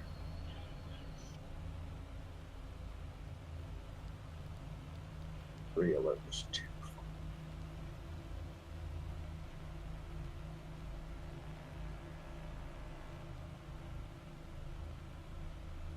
Okay.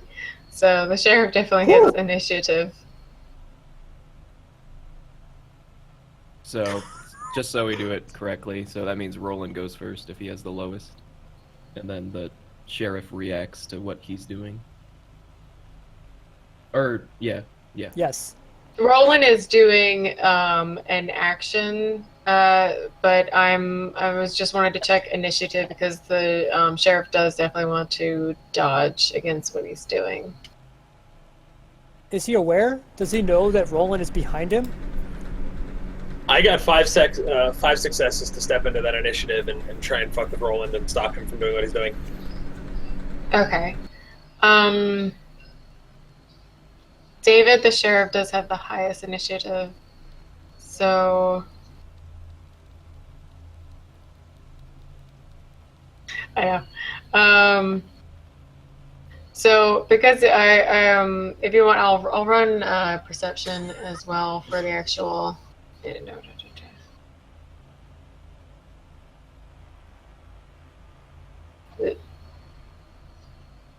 Alright, so he basically notices you, and then I'm gonna roll, or I already rolled his, oh wait, no, I didn't do his dodge yet.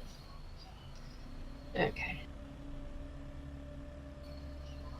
Okay, so he just manages to dodge Roland's initial attack. And then from there we have, I think Anton would be next. Yeah, I'm gonna go up and I'm gonna try and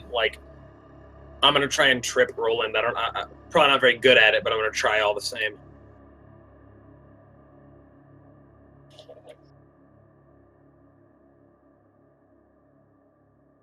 I'm sorry, I just missed that. Yeah, I'm gonna try and trip Roland. Probably not very good at it, but I'm gonna try all the same. Trip roll? Yeah, trip Roland. He's gonna Okay, try and sorry, I think it's sounded a little Yeah. muddled. I'm gonna try and sweep him with my cane. Got ya. Okay. That'll be... That's dexterity and brawl or dexterity and melee. You're not trying to hit him with a weapon, so I would say that's actually dexterity and brawl, because you're more trying to do a physical motion against him. Shucks, I'm slightly better at melee. Sorry. I mean, if you want to actually, like, hit him with your cane to do that, then, yeah, melee. Yeah, I have no problem with doing damage to his ankles. I'm just aiming for his ankles.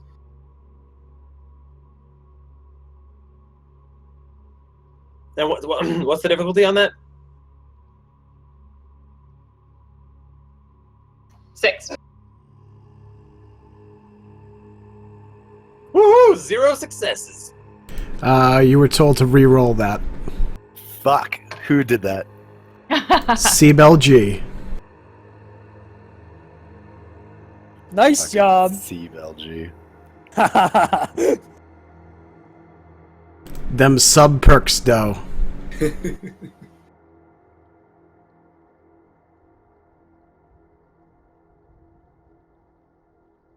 Anton, what are you doing? Reroll that shit.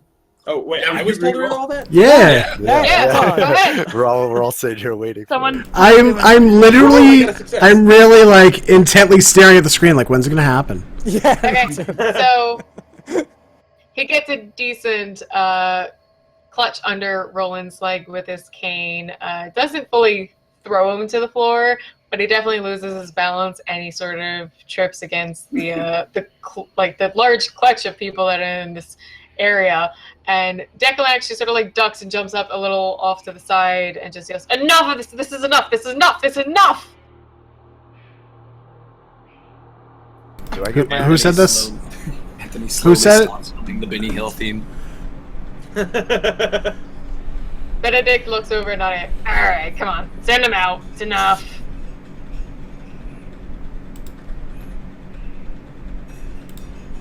Do I get to swing now? You want to keep fighting, son. I mean, I haven't done any fighting yet. Technically, all I've done is just walk towards someone I've been tripped. So what is Nadia's response? The guards are still holding me, right? He had a good grip on you, but Benedict was referring to the birds. Oh, the birds. All right. I call them off. I let them go. I somehow direct them out. Okay, so the birds begin walking out of the courthouse one by one. There's a couple that sort of just hang in the rafters anyway, but they calm down, just sort of ruffling their feathers, watching everyone. There's a couple owls, a raven or two. All right. Am I allowed to speak? Am I allowed to speak openly without being attacked? Yes. So the sheriff still has. Wait, was he pinned? I thought that things were going to go differently. I didn't know I was going to be full-on attacked for just speaking. The sheriff is young and wily, so. But he's let up. He's just, backing up, especially as Declan just declared he wants things to calm down and return to actually being able to speak. So I'm gonna usher the ladies back to their positions in the court. You're a gentleman. Straight in the suit. I face the prince and I say, do you remember anything that happened a couple nights ago? To who? To the prince. Like, does he remember anything that Lucille has said to him lately? He shakes his head, looking at you. I don't understand what you're talking about. Gideon starts to piece some stuff together quietly. I look him in the face and I say, why do you let yourself be sub to these ladies? Does that ring a bell?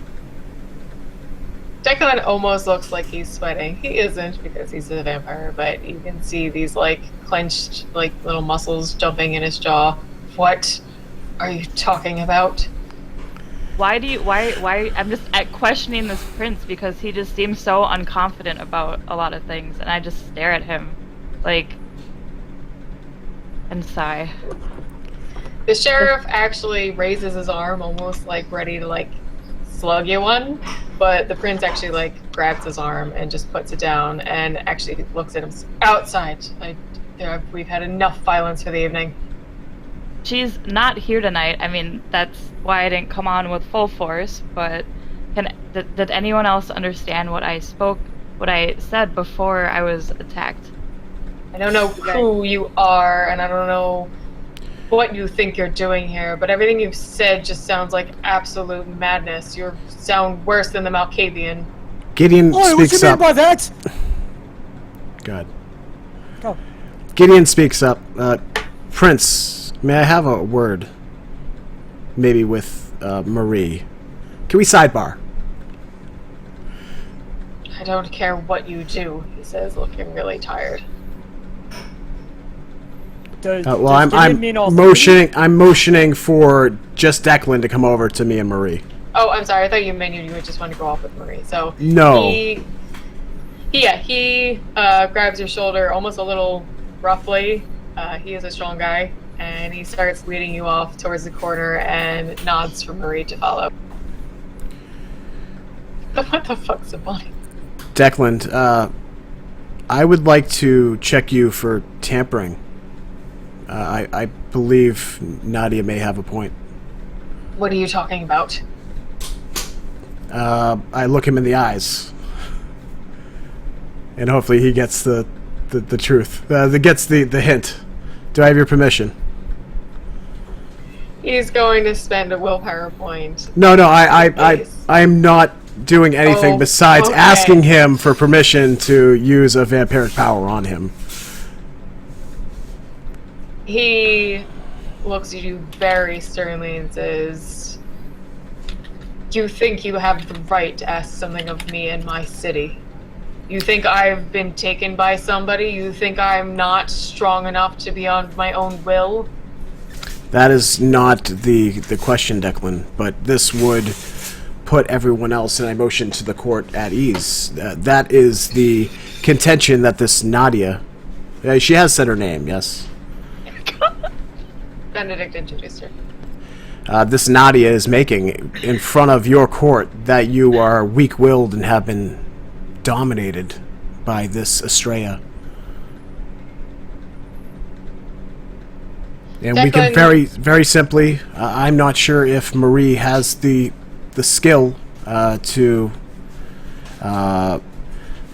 put this together. If she does, she absolutely. I just wanted the three of us to be together to, put this at rest. We have Nadia standing back. She just called off her birds. We have Gideon is over with Prince. Yeah, that's where we left off, was Declan, myself, and Marie. Right, okay. I would like, actually, while this is doing... Falling on the ground, attacking the sheriff. What? And Roland is actively falling on the ground from attacking the sheriff. He was slightly tripping, kind of against the wall. He didn't really fall because it was a weak success. I would also like to talk to Avery while Clarity and the Prince are talking. I'll speak with Avery about the confirmation of, is that the same person? Okay, so as Conor is heading over to the area where Avery and Albert were, the one pew, Albert is sort of trying to draw Avery out from underneath the pew. He's like got his arm and gently trying to pull him out. It's okay, it's all right. We've got things under control. The birds are gone. So, as Gideon and others are talking, I kind of just look around at everyone and just shake my head and just sit back, feeling more comfortable now that I'm not being fully assaulted. Who do you want to play? Do you want Gideon to finish his thing, or do you want me to do a quick thing with Avery? We can do Conor, Avery, and Albert a bit. What, Avery? Avery! Yes, he says as he's slowly crawling out from underneath the pew. The freaking birds are gone now. But the girl that called the birds, I think, she said something crazy shit. She said that the girl, you go to New York, right? Yes. You're talking to me? No, I'm not talking to you. I'm not talking to you. I'm talking to Avery. It's a small court. Asked Avery if he goes to New York. Not often. Very, very rarely. Usually I have others come to me. I thought you said you was up in New York, and I thought people were saying up in New York you were doing some shit. Again? No. I don't know who would have said these things. I've been there before, but I've been in Philly for decades, a very long time, over centuries. Oh, alright, I thought you could confirm whether the fucking, the lady from New York who came and was fucking with the prince and was the same fucking, if the lady that you talked to that was fucking with you is the same person. Who are you talking about? Man, forget it, man. If you don't know, the Toreador from fucking, fuck, maybe it's an adventure. I don't know. Albert cuts you off and says, Avery, I think he's speaking about Lucille, possibly. The thing the Ravnos young lady in the back was speaking about, the Lucille, Estrella. Did you see Estrella? Yeah, that's it. Avery keeps shaking his head. I told you every time. I've seen her, I saw her, but I did not see her. She was hidden. Just everything she said made sense. Well, damn it. Sure doesn't make fucking sense to me, man. Alright, let's see what Gideon's up to. I had just asked Declan for permission to mess around in his mind with Marie supervising me, and asked if Marie had the skill. And he was continuing to refuse you. Declan, they're calling your ability to lead into question. They're saying that somebody's rummaging around in your mind that you did not allow to be there. I'm not asking. One woman that I've never met before is calling into question my abilities. Do you see anyone else here doing so? Yes, if they're not doing it openly, they have reason to believe. Look at your actions in the last 2 nights, Declan. And I don't mean this as a critique or maliciously, but Declan steps back and yells at the court. Does anybody else call into question my opinion and belief about Avery's situation? Probably. Yep.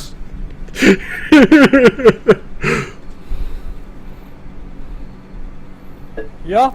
I just look at him kind of wistfully like, yeah. Kind of told you so. He looks back at Gideon. So what would you have? You would dominate me? I would, under the supervision of Marie, put you under mesmerization, and we could just check for evidence of domination from this Estrella. Marie shakes her head. Gideon, please, this is not necessary. Declan isn't under dominate. Lucille's been here long enough. She hasn't. Why would she do such a thing? What are you thinking? I am just reading the audience, Declan.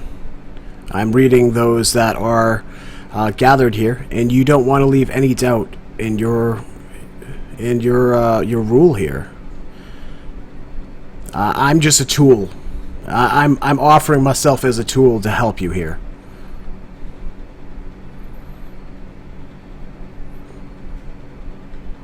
Declan looks very stoic and just sort of glassy-eyed. Says, "Fine."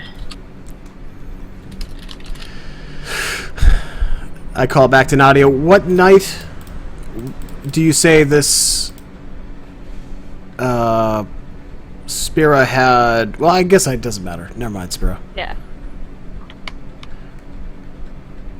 I was just asking him to search his subconscious in general. There was no specific night. Don't worry, I can search his subconscious. Alright, so I have 9 dice. What's his current willpower? 8. Oof. Current willpower 8. Wish me luck. Ooh. That's nothing. Can I spend a will? I'll spend a willpower. 1 success. Fine. Yeah, because the general thing is if you want to try again, I have to up difficulty, but I can't do that against willpower. It's a standard thing. Okay, so Gideon isn't able to particularly discern anything out of Declan regarding. He isn't able to command him to do anything regarding dominate. I'm not saying it should or shouldn't happen, but Declan did basically, allow it to happen. Would that reduce the difficulty at all? I was granted a reroll and a plus success. He said fine out loud. It doesn't mean he actually, lowered his resistance. Alright, so Modi said I get +1 success, but Artie said that I get his reroll. Their reroll. Okay. So I rerolled for 2 successes. Okay.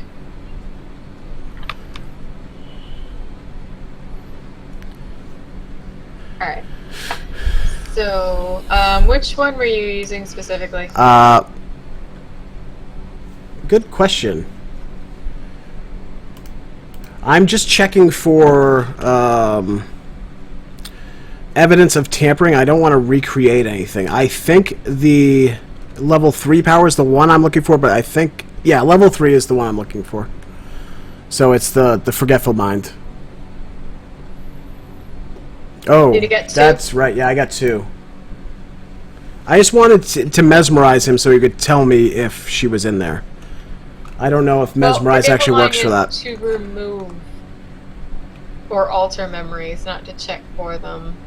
It would make more sense to use. Well, if I could alter what she altered, is what I'm trying to do. If it ends up being that, yes, in his subconscious mind, he knows that she dominated him and messed around with his memories. Am I not on Discord? Oh, sorry, guys. So I'm just trying to... I can't hear Clarity. Can you guys hear me now? Yeah. Yes. Okay. You got to tell me exactly what you're doing because it's going to have slightly different answers. If you want to command, if you want to alter memories, those are going to be I different. want to find evidence of dominate and remove said block. So I guess it would be altering. Is that your final choice? Yes. Okay. All right. So you are able to get him to basically answer your question about his memory about being dominated, and he truthfully answers that he's never been dominated by Lucille or Estrella, however you phrase it. Or in the last couple of nights. Nope. I mean,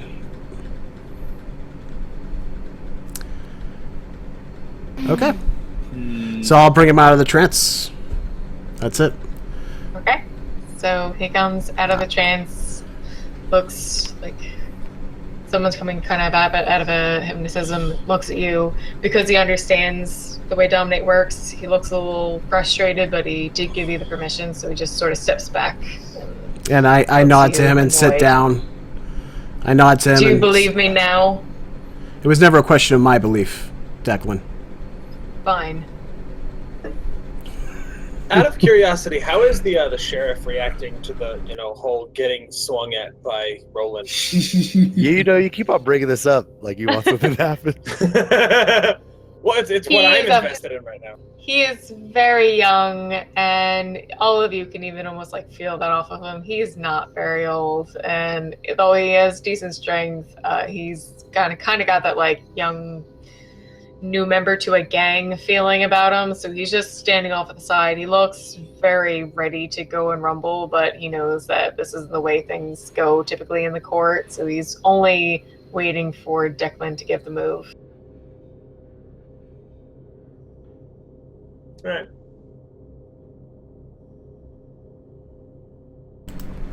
And Modi had given me an extra success on that. So 3 successes if that changed anything. Damn, dude, everybody scrambled to your aid, homie. Well, Avery's life is at stake. I agree. Yeah, he is the boss man of the channel. I must say, it is suspicious that he was supposedly told by a lady to do something, and then this woman shows up in the city very soon after and demands his execution. Seems like awfully good timing. The prince starts shaking his head and walking towards the sheriff and says, I've said that this is enough. There has been no evidence brought forward why that this blood hunt should not be put forward. So if anyone has anything else to say, we are going to finish this evening now. And he nods at the sheriff to head towards Avery. Albert does sort of speak up and says, Declan, we can't do this. This isn't clear enough. You don't understand. Prince, I think we all have something to say against this. Everybody here in this meeting, except for one Toreador, thinks this is a bad idea. And are any of you, Prince? No. But think about this. I mean, you're the prince, right? And you get to lord over us. And, well, what if you make your subjects unhappy? You know what I mean? I don't take this burden lightly. I do it for all of you. And then do it for all of us. May in the back of the court starts giggling. Please, can we just finish this up already? See, look, it's like, oh, she's the only one that wants this. You two are the only one that wants this. And I'm just saying, if you piss all everybody off, it's gonna be hard to rule people that are mad at you. Can I ask, what's his name? Fucking, what's Deckard's buddy's name? Benedict, yeah. Thank you. Are you really gonna let them just kill this man, Benedict? Benedict looks a little aloof and just sort of like, not that it would be my necessary preference, and not that I really care either, but Declan, are you sure this is best course of action? I mean, honestly, you're not only going to upset these young little whippersnappers here, but you've got a few of us old boys around town that it might start worrying everyone, right? Perhaps, sir, if we exile him. That could work. All right, on the music swell. Gideon gets a little sheepish. Oi, I mean, you could fucking banish him. I mean, that's one way to go about it. But again, I mean, I really think this is all blown out of proportion. But I don't know. Who gives a fuck what I have to say? I guess I'm just a fucking youngling. What's the Nadia up to? Nadia? Yeah. I honestly don't know what to do at this point. I feel like no one's going to believe me, so I just sit back, unfortunately. About what I have to say. No one seems to want to ask me, but so I just sit back. Okay. And what is Deckard doing outside with his little cell phone? After all the text messaging that I did to O'Connell, I'm gonna go back to the Warrens. I'm just leaving. And I'm just gonna, out of character, say I told you so. But, I mean, who's keeping notes? Anyways, Shut I'm up. going to the Warrens. Have fun. In the Ninja Turtle lair. Oh, I am. So, actually, before I do walk back to the Warrens, I'm gonna do my new little trick that I learned. Obfuscate rank 3. Okay. And hope I don't look like Quasimodo. Yeah, let me double check. So it's. Isn't that Face of 1,000 Masks? Yes. That is a Face of 1,000 Masks. So I only have 3 dice against 6, I believe, right? Yeah. Alright. Hey! Not a thing! I had to roll another one. Nice! Roll again, sweetie. That rolled up. Hey! Let's Oh my god, go. I don't look like Quasimodo. In Deckard's fact, hot. You only do if In you fact, want what to. you're able to do is complete transformation, including gestures, mannerisms, appearance, and voice. Other than gender change, you can look and kind of act like just about anybody. I will look like Declan. And one. Fantastic. Okay, so Deckard walks into the court, looking, No, sounding, wait, no. I'm not and... going to the court. I'm going to the Warrens. Oh, okay. Got ya. Are you asking anybody to meet you? Well, I assumed O'Connell was there. Oh, Exchange of text messaging. she was elsewhere, so... You never got that full answer from her. Sorry, hold on. Let me die real quick. That's against that's against terms of service on Twitch, dude. You'll get banned.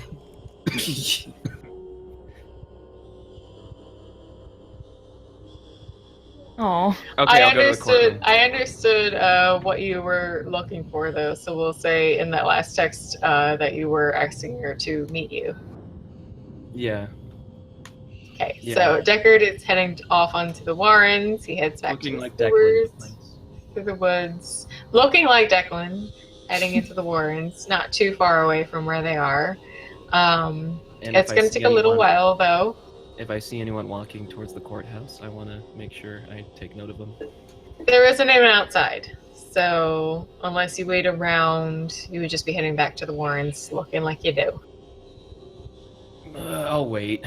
Fuck it, I'll wait. But I will look like Declan. Okay. So you're outside, looking like Declan, seeing if anybody interesting pops by. And popping back into the courthouse, we have the sheriff heading towards Avery, ready to get a hold of him for the prince, who has sort of made his final point. Can I run up and tackle him softly? Just right. What is going Tackle on? him. Just a little tackle. I don't want to cause a fuss. I just want to make sure our boy Avery doesn't get harmed in the near future. This is not gonna help his case. Nice tackle. It's an I mean, easy tackle. I'll let you do it. I mean, All right, cool. you I mean, what are they gotta gonna roll- do? What are they gonna do? Kill me and him in the same? Like, that's not gonna happen. Is he attacking the sheriff, Without or is he thinking attacking the twice. prince? No, the sheriff.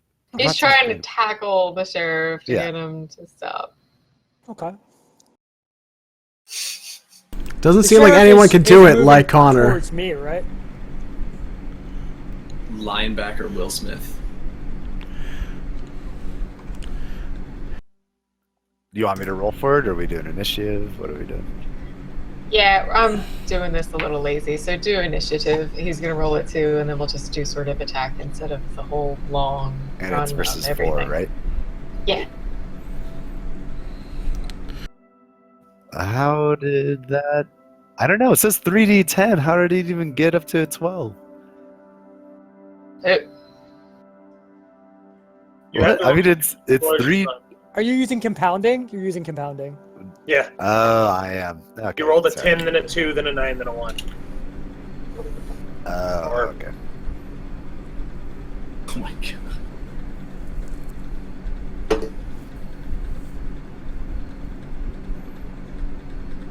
I mean, this is happening directly almost in front of me, correct? Because I was standing next to Avery, talking to Avery when the sheriff started moving towards Avery, correct? And I'm standing next to Roland. And Roland's diving, tackling at the sheriff. Softly. Softly. Tackle me softly with his love. So this is happening in front of me. Spear, I Yes. think you're muted. sorry, I was checking in with Deckard. A couple bits of texting stuff back and forth. Anyway, so the sheriff gets first initiative and is gonna roll for dodge.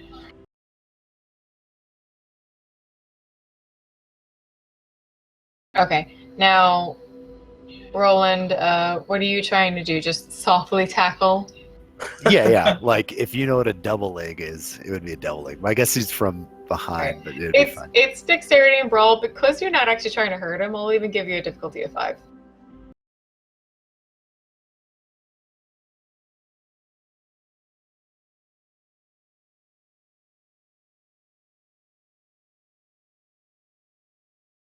Okay.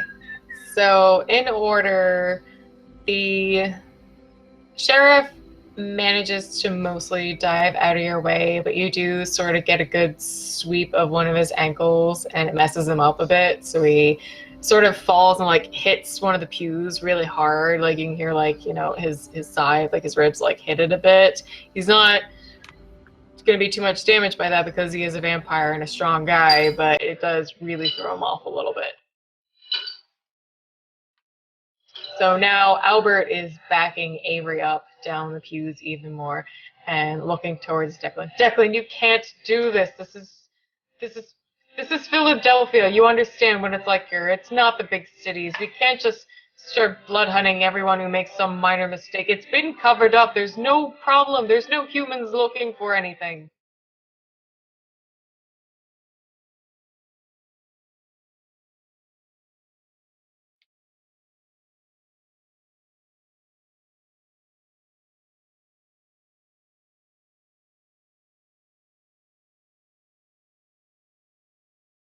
Declan just stares at him sternly and shakes his head and says, "This is how it must be done. You know that. These are the traditions."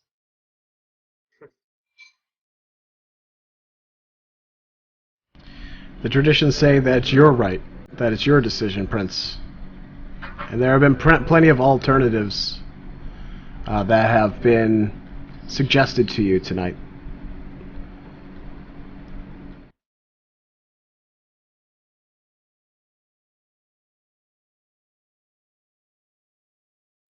At this point, I would say Deckard kind of hears some noise rustling through the trees a little bit.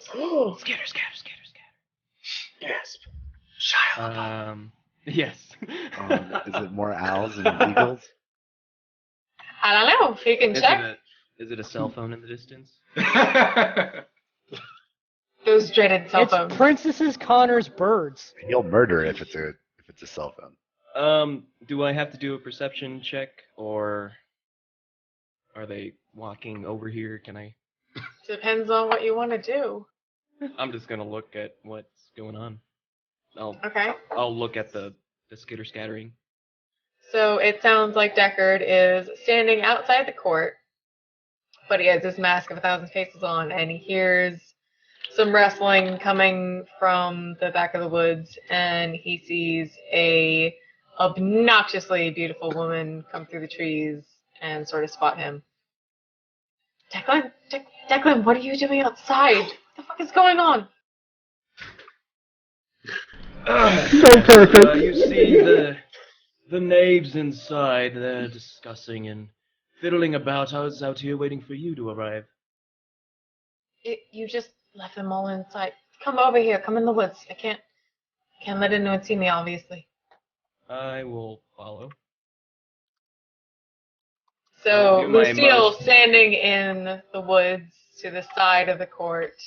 I will in do the my most darkened shit-eating walk towards her. My chest puffed out. What the hell is wrong with you? Oh, sorry. I just, the local delicacy here. It's not quite good. Not like the city. It's just, fucking whatever. Anyway, listen, Declan, what's going on inside? Did you kill Avery yet? Oh no, that's what the knaves are discussing. They want to save him. I'm gonna kill him anyway. Declan, you sound like an idiot. What is wrong with you? Is someone dominating you? I mean, it's been a long night, okay? I'm just stressed. I'm a little wired, a little tired. Fine. But he's not dead, but he's inside with everyone. Yes, you brought the thing, right? What thing? What are you talking about? You told me over the phone you were gonna bring the thing, and then we were gonna,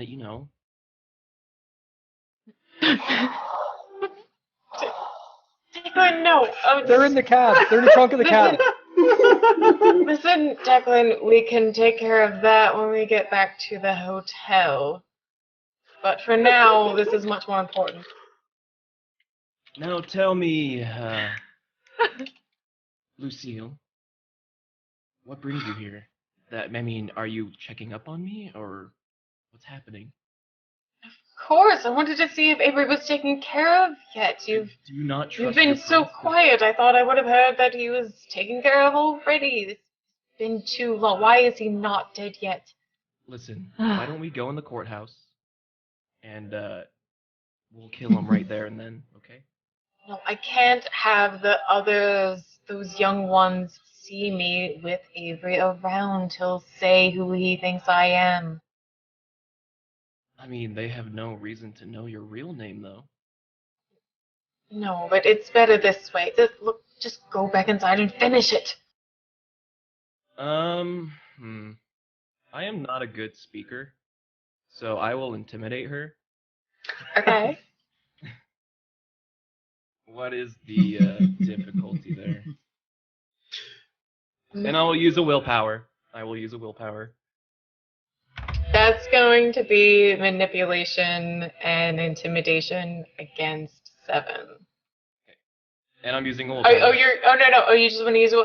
Oh, well, here's the thing. So the idea is that you can either roll and potentially get more successes, or willpower just gives you 1 success. So it's a marginal success, or you can try for more, but you might get botches or whatever else. It's like trying to weigh it out what's better.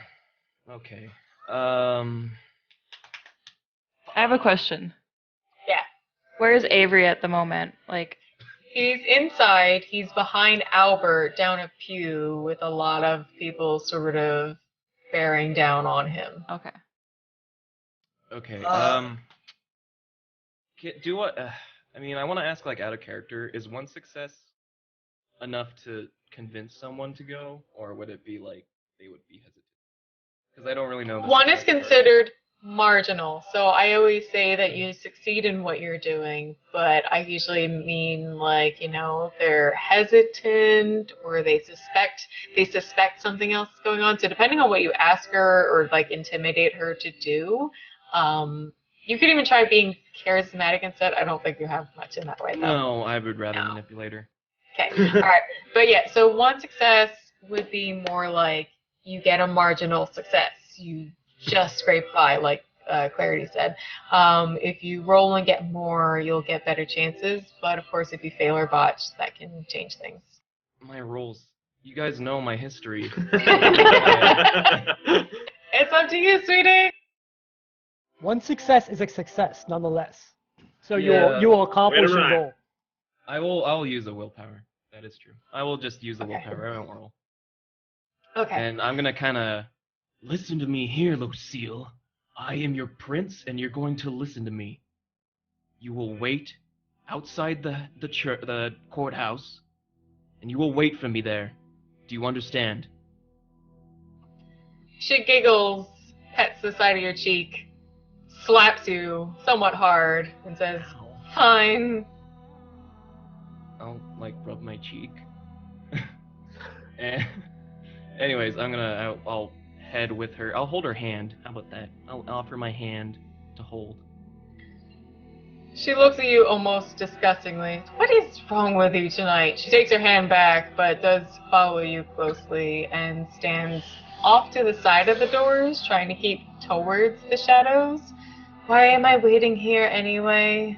Well, I'm gonna go towards the courthouse, and I'm gonna use potence to grab her wrist forcefully, and I'm gonna throw up in the door and throw her in the court. Yes! If I succeed. We cannot fail this one. Do not fail this one, guys. Can you use a willpower? Wait, doesn't potence automatically give you a success? It If I adds use to a like your plus degrees of success, yeah. Yeah. Just in It any gives me- strength thing. Yeah, and that's strength and brawl again, 6. Easy. Oh my god. 4 boshes. I got my fingers crossed for this one. You said Oh against my 6? god. You said 6? Yeah. Easy, 5. Oh! Wrecked. Beast mode! Plus Ripped off 1. a vault door. Plus 1 to potence. Potence. So I'm imagining So- just like Wild West style throwing her out the double doors. So Lucy is wrecked and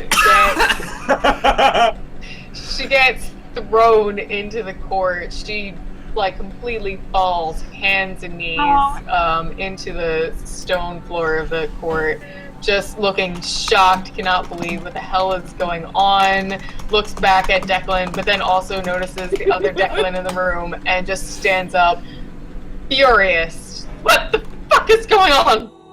Hello, my loyal is wanted? subjects of Philadelphia. It is I, your prince.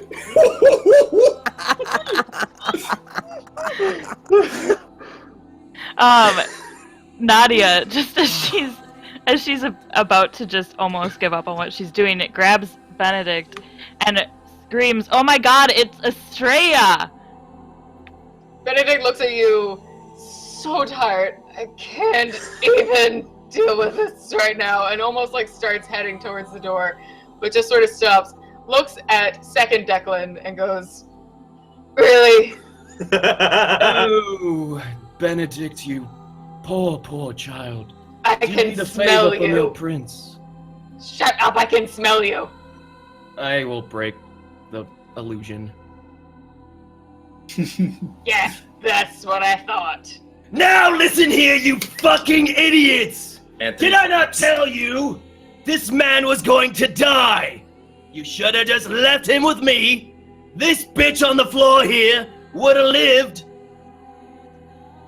And now, my prince, who is a fucking idiot, what do you have to say about killing Avery after you offered to make him not die? Lucille is breathing heavily. You can see like her chest almost like pounding. She doesn't need to breathe, but that's just how upset she is. And she's just, "Declan, why haven't you taken care of this yet? What the hell is going on? Why is this going on?" She told me so towards the many corner. dirty secrets, my prince. She told me so many dirty things about you. Shut up, you filthy rat! And I will just glare at everyone disappointedly, shaking my head. I'm not even mad, I'm just disappointed. You learn from the best. This is amazing. I have to say, this is fucking. Yeah. I don't even know what to do with myself right now. I am also dead. Like, I don't know. Like, I had pieced together that possibly Lucille was Estrella, and that she was dominating Declan, but, like, I just successfully reached into Declan's mind and got nothing. So... She wasn't dominating him. Oh. Now! Magically. Plotting with him somehow. Now that you all realize the prince is a fucking twat,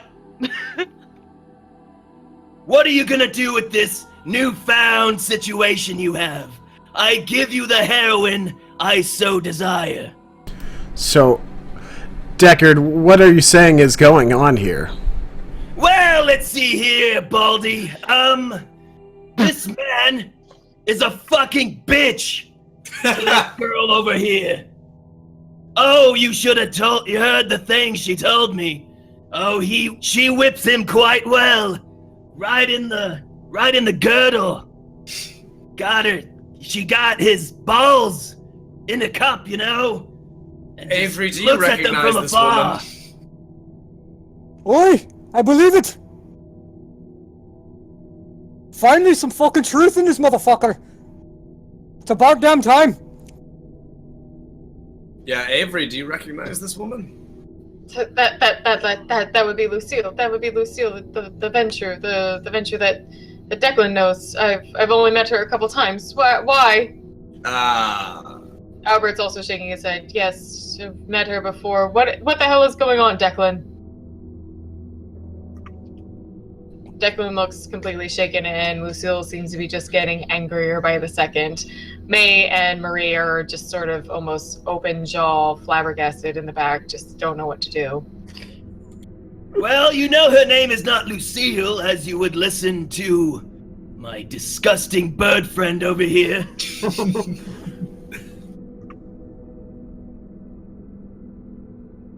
So, what is her name? Sorry, was that? I was directed to Nadia, like, what her name okay. is.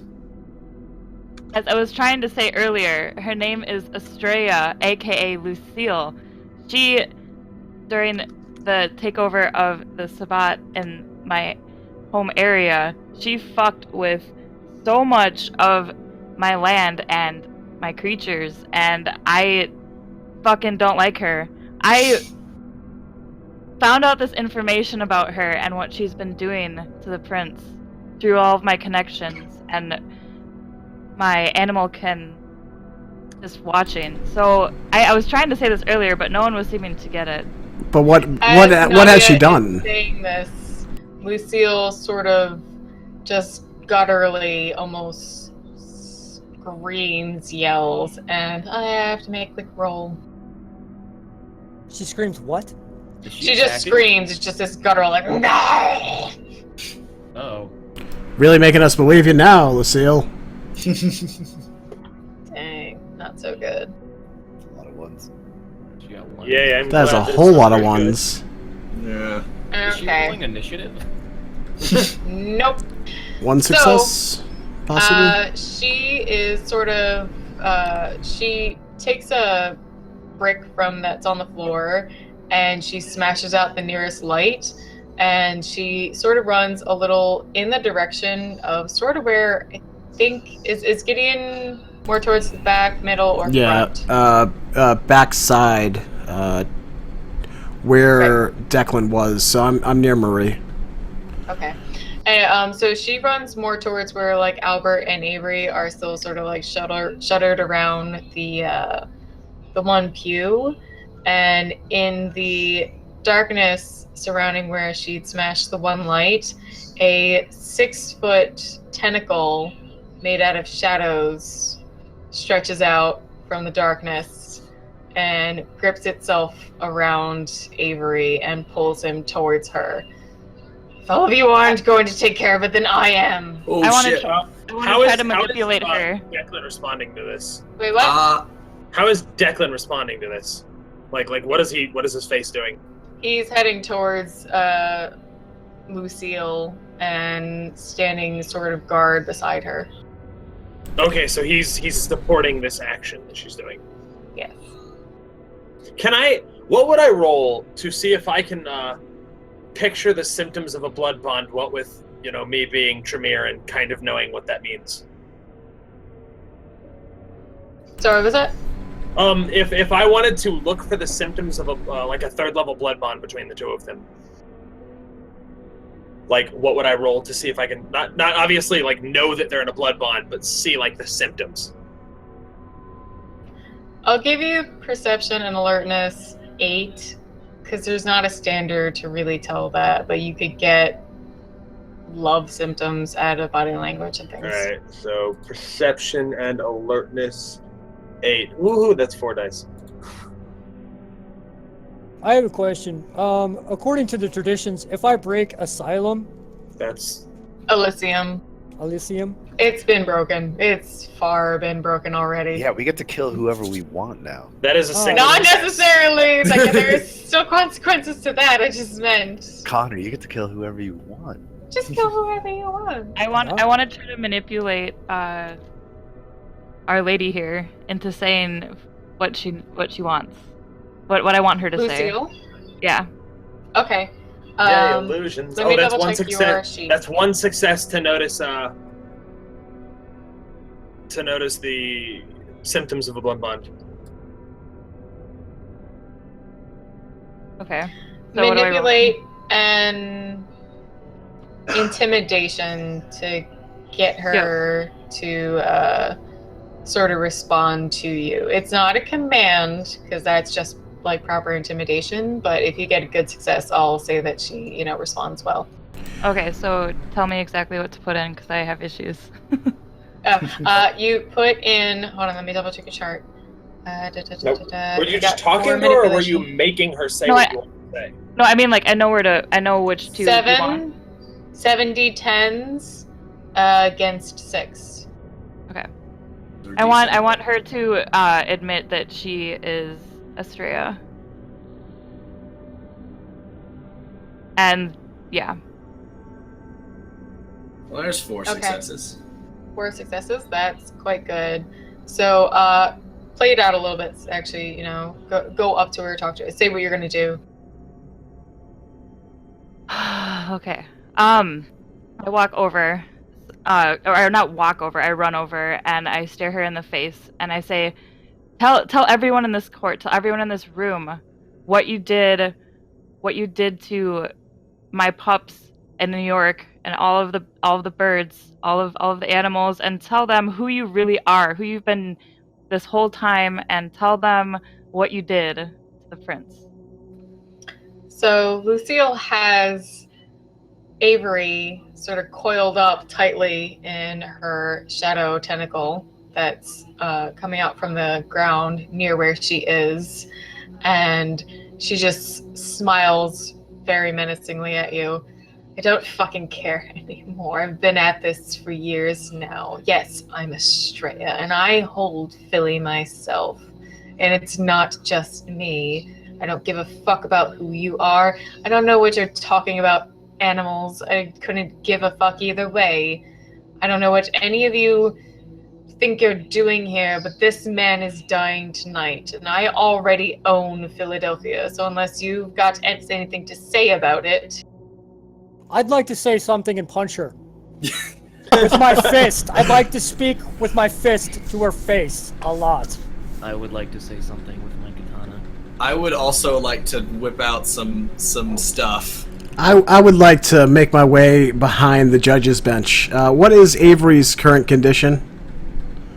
He is held tightly in the shadow tentacle that she has going on. He can't really move. It's like completely like coiled around like most of his body because it's 6 feet long. Avery, what does your amulet do?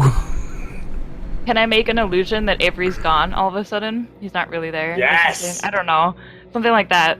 Yes! Sorry, what was it? Can I make an illusion that Avery like disappears or something? I don't know. Let me Something double like that. check chemistry and... You should be able to. Yeah. It's a lot of illusions just to make people think stuff's happening that's not happening. A lot of them If tend I to would- work on like one illusion at a time, but she's got... I think that'd be a third level with a fourth level, Yeah. or a fifth level if you're just gonna make her think that it's gone. Because like the fifth level just lets you get straight into her head, and then I think it's a third and a fourth level combined to make everyone think that he's gone. Level 2 will do enough to make a decent illusion. 3 is the one where you have to like really say like if you wanted, you could create standing water at 2. At 3rd level you can make a waterfall. Kind of the idea. Mm-hmm. So if you want to make a strong enough illusion to make even Lucille believe that something happened, I'm gonna make the difficulty. Actually, no. You just have to spend more power points. But I'm going to say it's only going to last for a short while because she actually has her power working against him. If he was just in a corner, it'd be one thing, but she technically has her tentacle around him. So I will say that it confuses her for a little while. Okay. So you have to spend 1 blood point, and you can describe how you make the illusion work. Okay. So I want to make it look like he slips through the floor. Okay. So... you spent the blood point, and it does appear that the Avery seems to slip out of the tentacles, almost like just with magic. Like she had a tight grip on him, but his body just seems to like go through and goes through the floor, and it really throws Lucille off. It even throws her off enough that her tentacle almost comes undone slightly. She's just like, "What the hell is I'm also going going on?" to approach this whole debacle just because.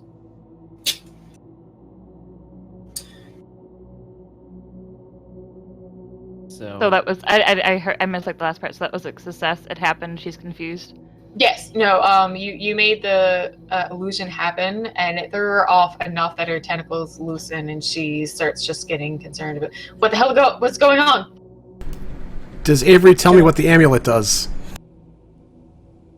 No, he doesn't. He was a little busy. Can I punch her now?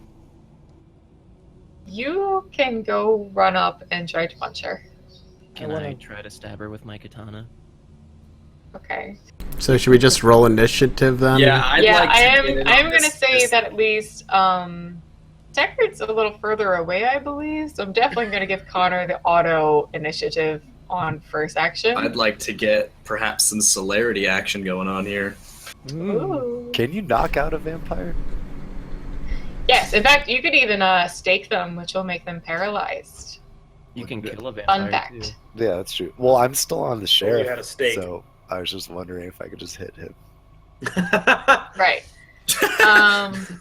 Well, I've already left. I have so, my that's automatic. not me I anymore. have my automatic fucking move here, and I didn't really bring anything with me tonight because I thought we were just gonna have a very peaceful, friendly conversation with the prince, and You never know. yeah, you never know. And I guess since I don't have anything, I'm gonna punch her. What do I roll for that? Strength plus strength. Brawl. Okay. And no one listened to the heroin addict. Every did. time. That's why I came. What is my difficulty? I think it's 6. It's a standard, unless I say otherwise for a reason. I have punched her. Okay, so I'm gonna say you get a good swing at her, and it throws her off. I am gonna roll for her next item of reaction. One moment, I gotta double check something, or I gotta check her sheet. I don't have her memorized. My bad.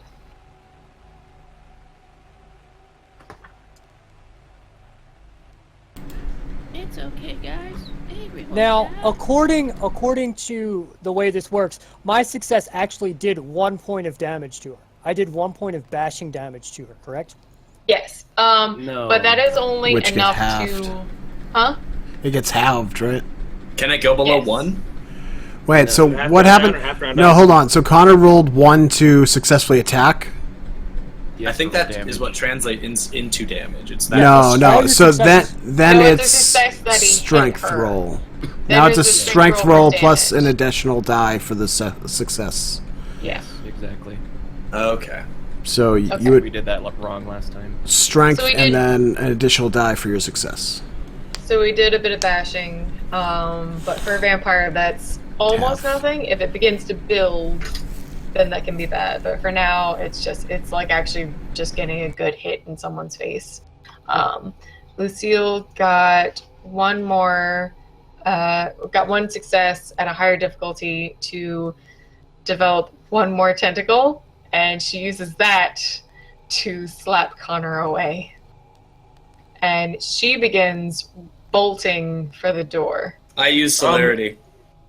Because I said that I was gonna approach as she leaves. I'm gonna try and reach out and swipe at her and cast Blood Rage on her. Okay. Oh wait, And- she's going towards the door? She's going towards me? Yeah, she's trying to head for the door. Oh hell yes. Oh. Okay. And she has there- released Avery. Basically. Okay.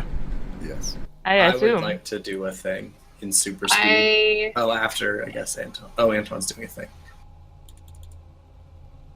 So that is 4. 1, 2, 3, 4, 5 minus 1 is 4 successes. Okay. So And she loses 4 blood points on I don't know, stamina. very nice. Okay, and was that just pulling blood? Yeah, no, it was making her spend blood point. Actually, on Blush of Life, I'm gonna make her spend 4 blood points on Blush of Life. So She she looks looks even very prettier than she Yeah, ever did. She looks slightly more as living she trips and wastes as she 4 blood trips points for and- nothing. Okay, good.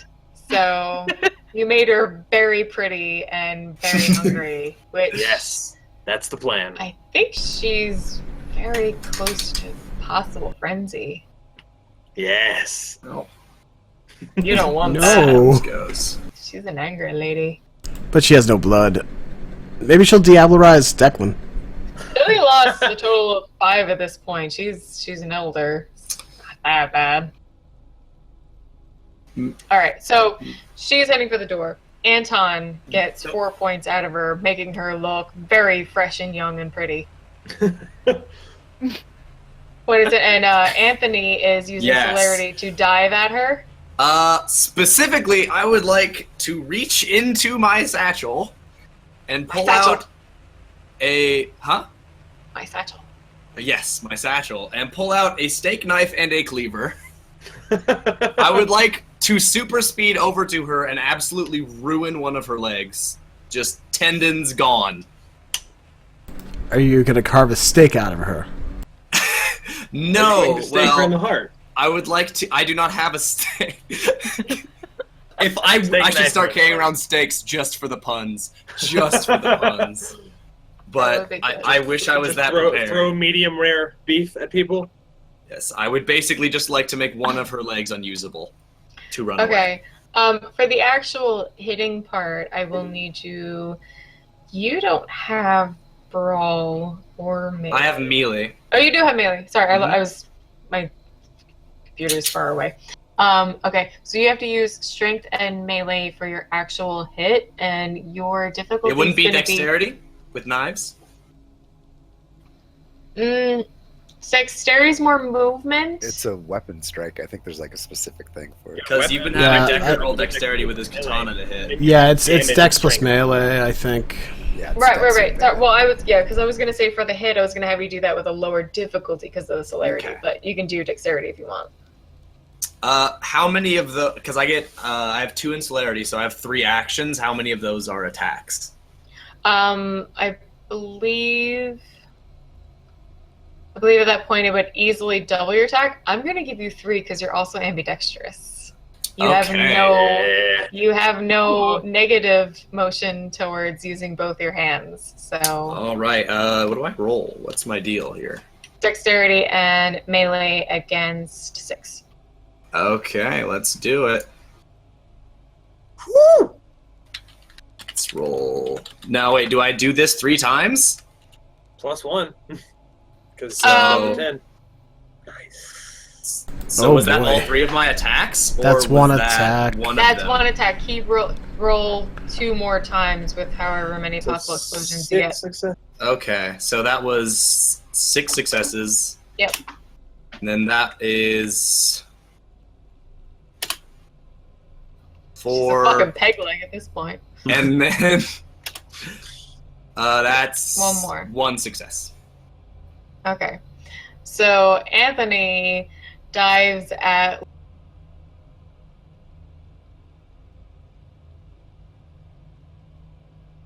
he is ambidextrous. Ooh, we're lost. Okay. We're good? Are we back? Okay.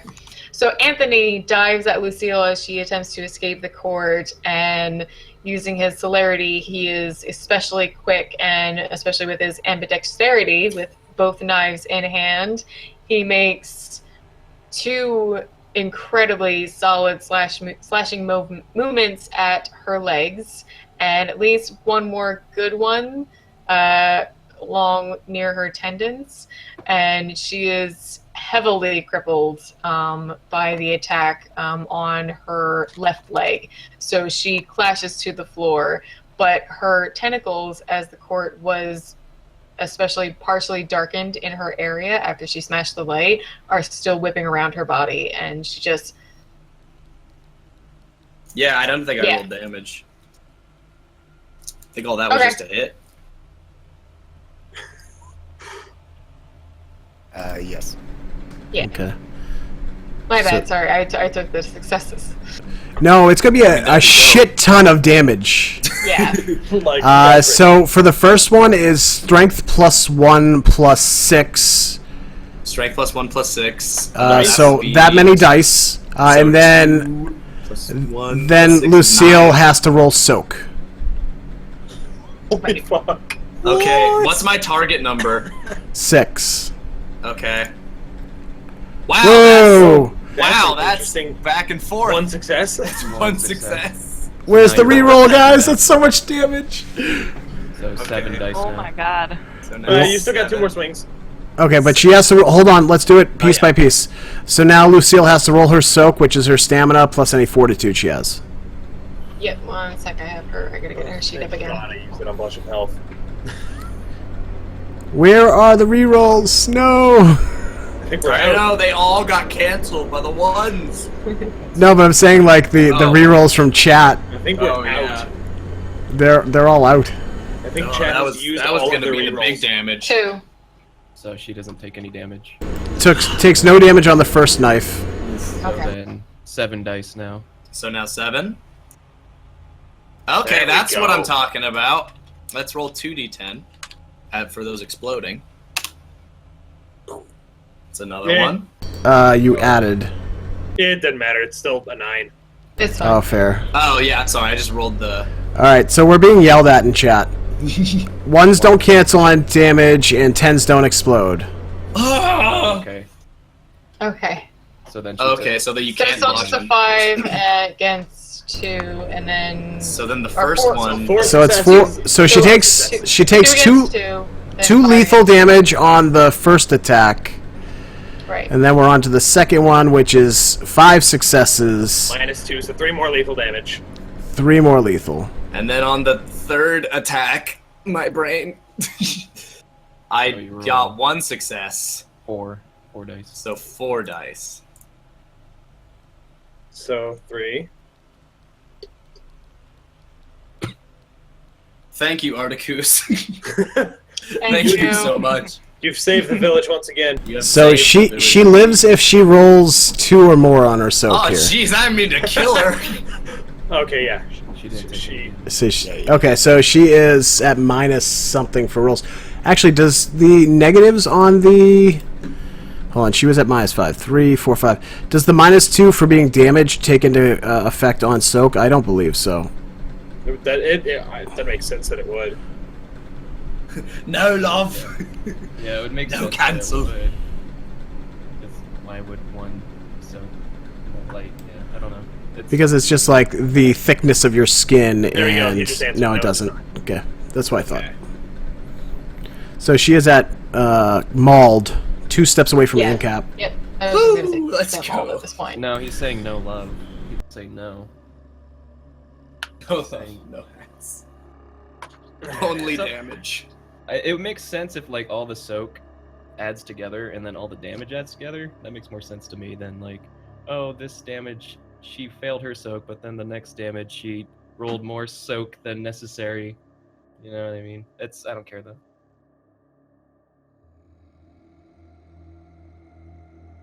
Yeah, no, she's mauled, which would count as characters badly injured and may only hobble about like 3 yards easily. So she's definitely been thrown against the wall, though she does still have both her tentacles going. Lucille's kind of in the corner towards the end of the court. She has her 2 tentacles at whipping least. around her. Oh wait, She I thought has- she was running yeah, towards she- the door. Yeah, she's towards the door, not She at fell it. down.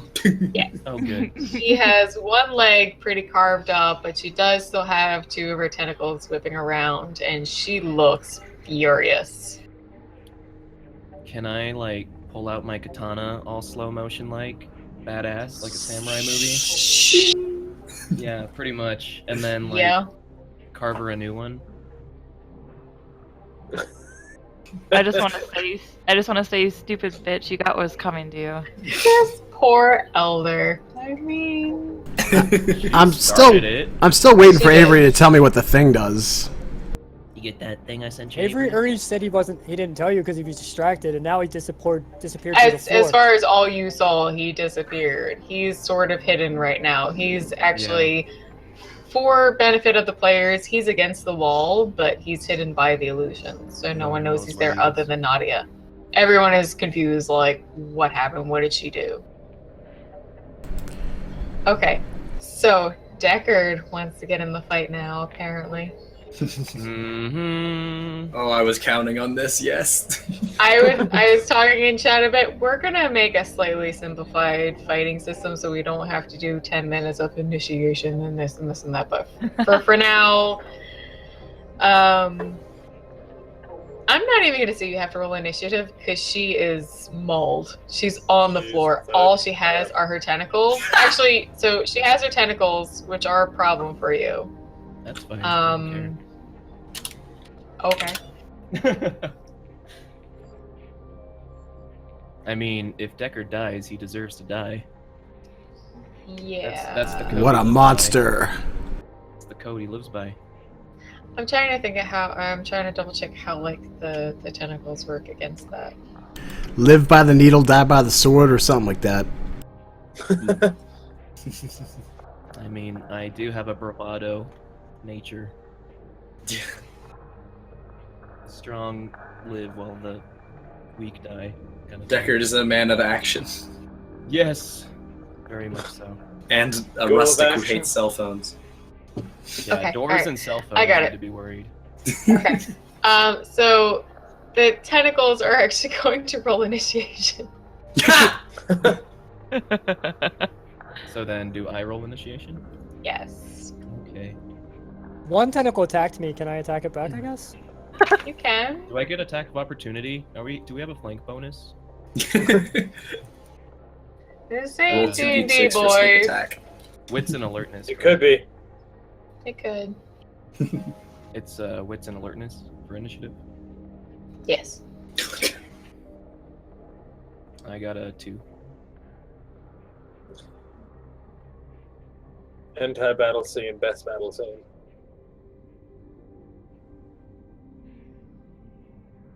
Wow. I think they go first. Just a little bit. 4? Why do they get 4? Cheating bastards. I mean, they still Oh no, won. you're 4 too.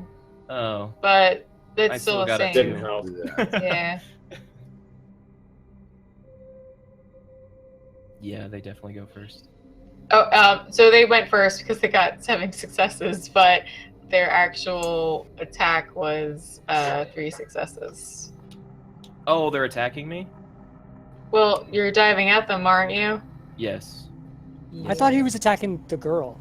I am. No, he said he's diving at her. Well, no, she's mauled. She's on the floor. She can't really do anything, but her tentacles work for her. Okay. Yeah, they're gonna do damage to me.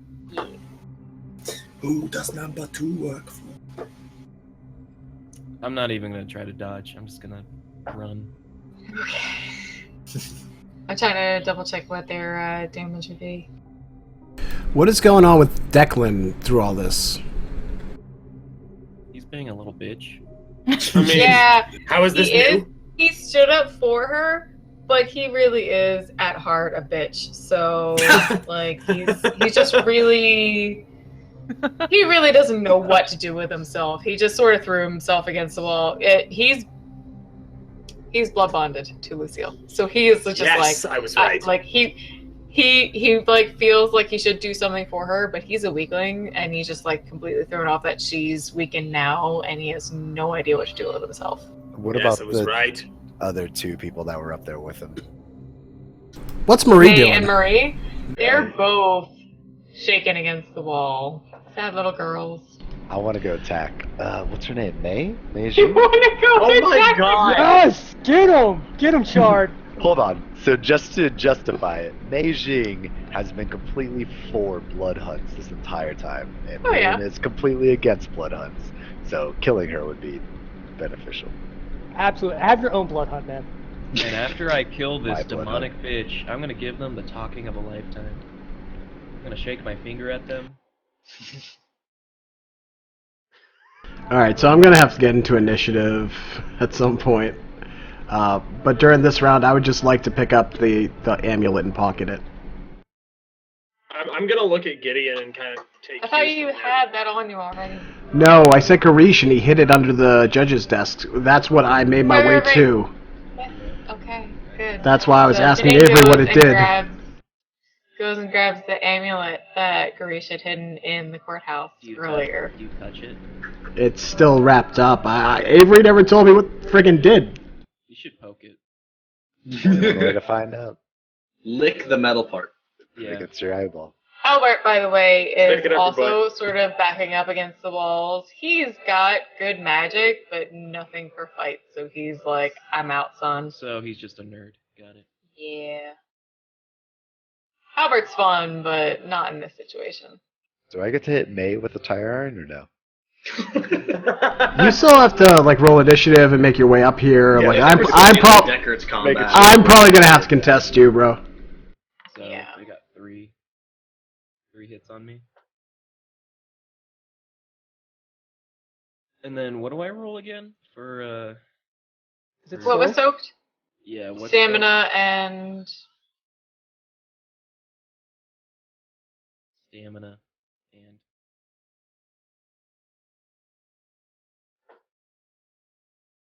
I don't remember.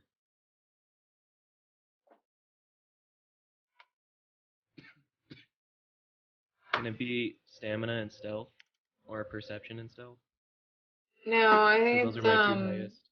I think it's like stamina and fortitude if you have it, but if you don't have it, I forget. I don't have fortitude. So, I guess I'll just roll 2 dice. I mean, that seems reasonable. 6, right? God damn. Yeah. 1. I take 2 damage. Okay. So So I'm you're wounded. pretty much fine. I'm You wounded. take bruised damage at that point, so that can okay. build, but you're fine at the moment. And I'm gonna cut her a new one.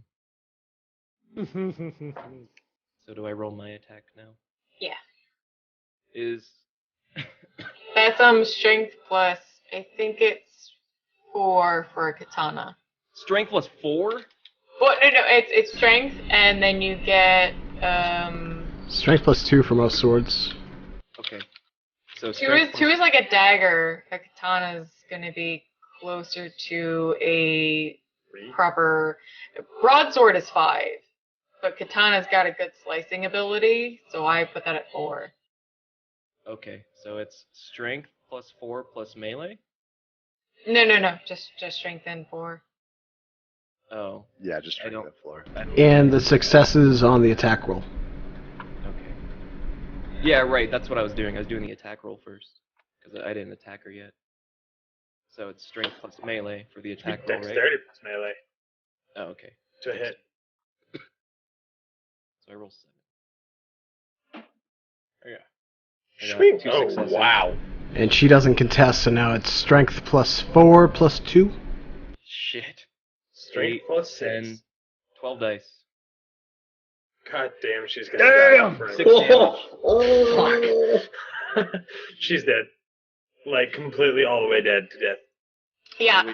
I wish those 10s rerolled so bad.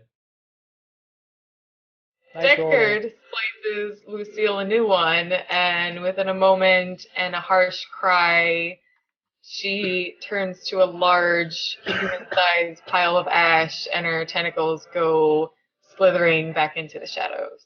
Yeah. Oh, but Declan- the Diablerie. If I was really Declan- badass. If I was The really Declan- Diablerie, badass. though. Starts breathing intensely. Again, vampires don't need to breathe, but it's just such a natural feeling. He just he can't control himself. He's what did you do? I fucking killed her. Declan crumbles to the ground, holding his head, and even Marie looks really stressed and sort of falls to her knees in the back of the courthouse. May sort of leans towards her, holding her shoulders. What's wrong? Were they One all more time? bonded? What happened? Hmm? They all crumpled? May? I'm just saying Declan fell to the floor, to his knees, and couldn't stand up any longer, and even Marie sort of fell to the floor a little bit, just they looked distraught and completely broken over her death. And you said May as well? You said Marie and May? No, May laid bent down towards her, holding her shoulders, and said, "What's wrong?" Now, because she dies, does anything happen to Prince? With Nope. his nothing? No, Okay. not that you guys technically know in character, but as far as the blood bond goes, it just feels like a loved one dying. That's all. Oi! Yep. So, that woman that's just fucking dead right now, she just said that, she was controlling the Philadelphia. And that she was the prince behind the prince, and it was her city. What do we think about that? She was so hot. She was gorgeous. I don't really care. Benedict, are we ready to go now? That's it. Wait! No, you don't get to leave yet. And, but no. Benedict smirking and kind of giggling, yeah, I guess so. Not exactly how I thought the night would go, but either way. I'm gonna pull a Kanye West. I'm gonna let you finish, Connor. Listen here, you fucking worm. I told you I was done with you. You betrayed me and fucked me in the ass. Now, good day. All I did was use a fucking phone, my man. But anyway, besides the point, there's a big issue here, and I want Benedict here. Now, if you want to run off, like, and fucking come back in and fucking bring another fucking woman for us to kill, then that's fine. But still, I think you ought to stay. No. But, Benedict, let's go. No. And I'll motion Benedict to the door. He looks at you a little bit like, who the fuck do you think you are? But shrugs and just says, alright. Oh, so Benedict, please? I'm just kind of vaguely standing. He starts walking towards where Deckard is. Not that they've left yet, but he starts walking towards Deckard.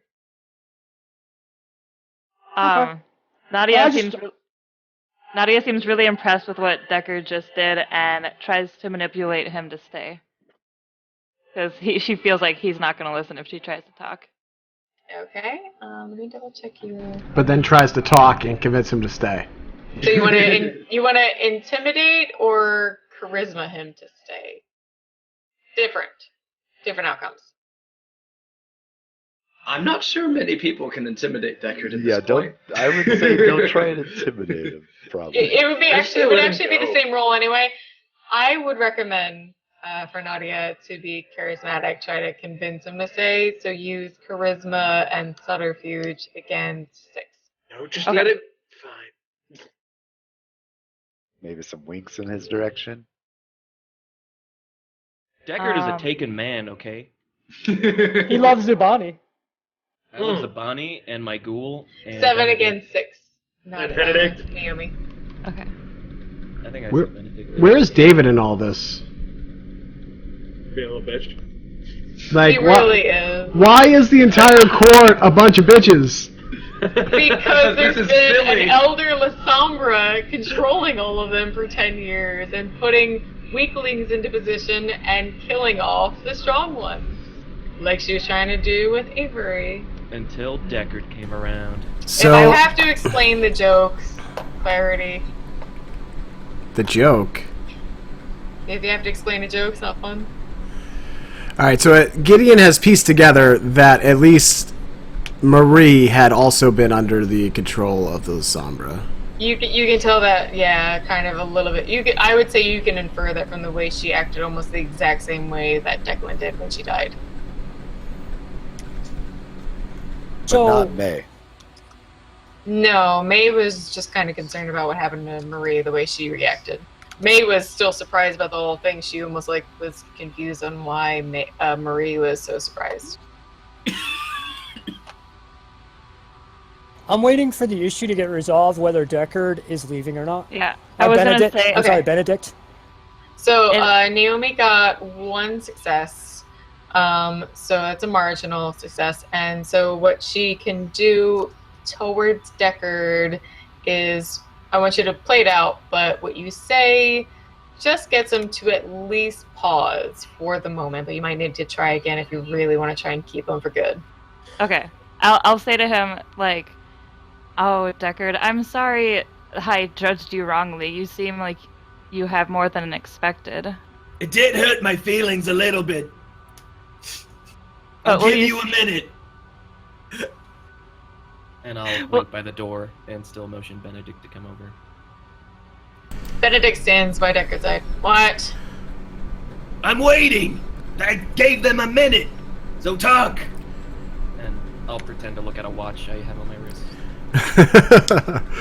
I want to approach Albert.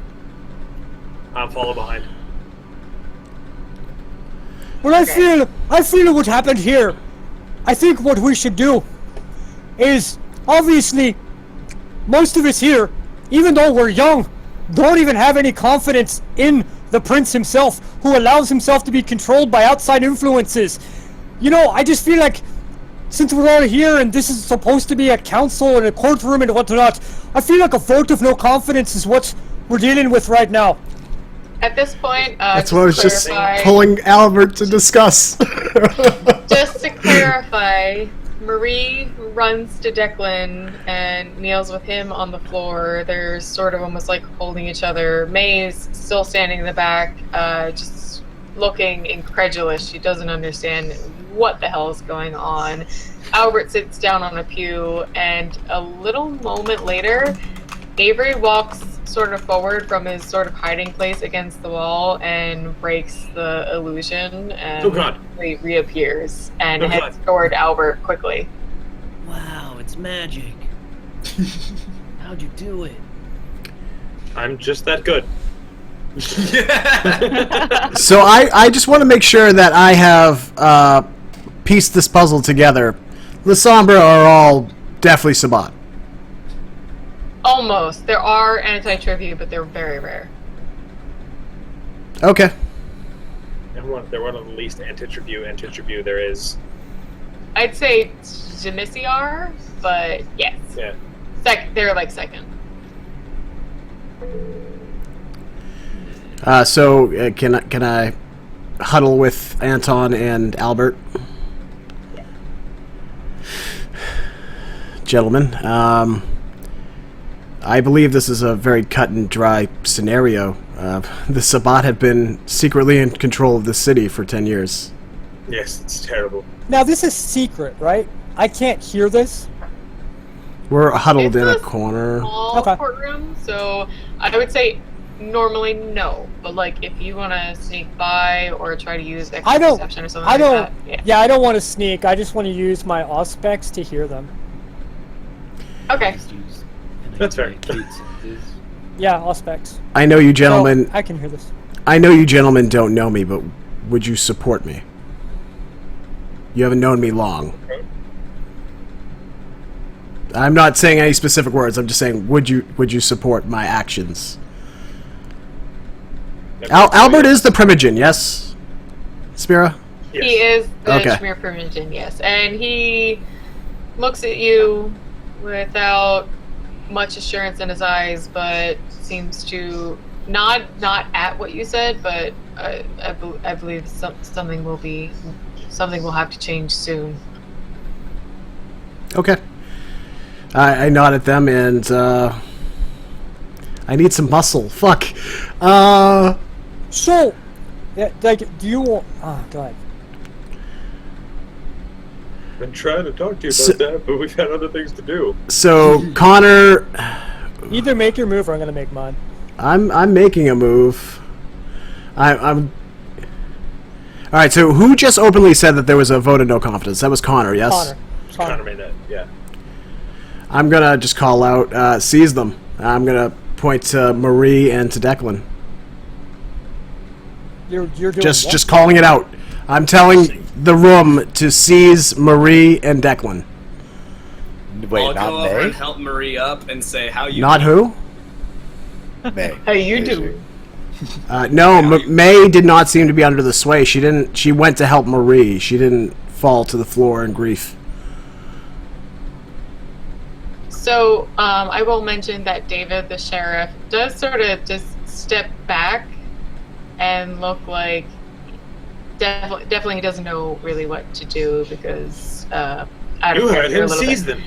Out of character a little bit, like he was not under this way, so he just feels like I don't know what to do anymore. He thought this was Camarilla rule. And I will look directly at David and tell him to seize him. Yeah, I'm gonna echo Gideon. Yeah, you heard him seize them.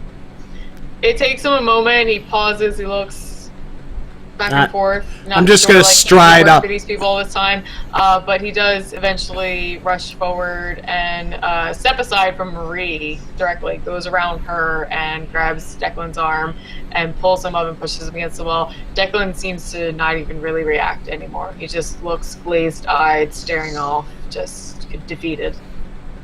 Is Benedict? Do we have Benedict's and Deckard's attention?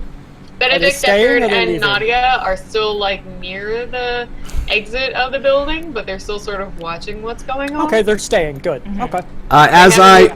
As I stride into the center of the room where Declan was occupying earlier, the Sabbat has been in control of this city for, it seems, a decade, under this man's watch. Holy fuck that man! He's a fucking puppet.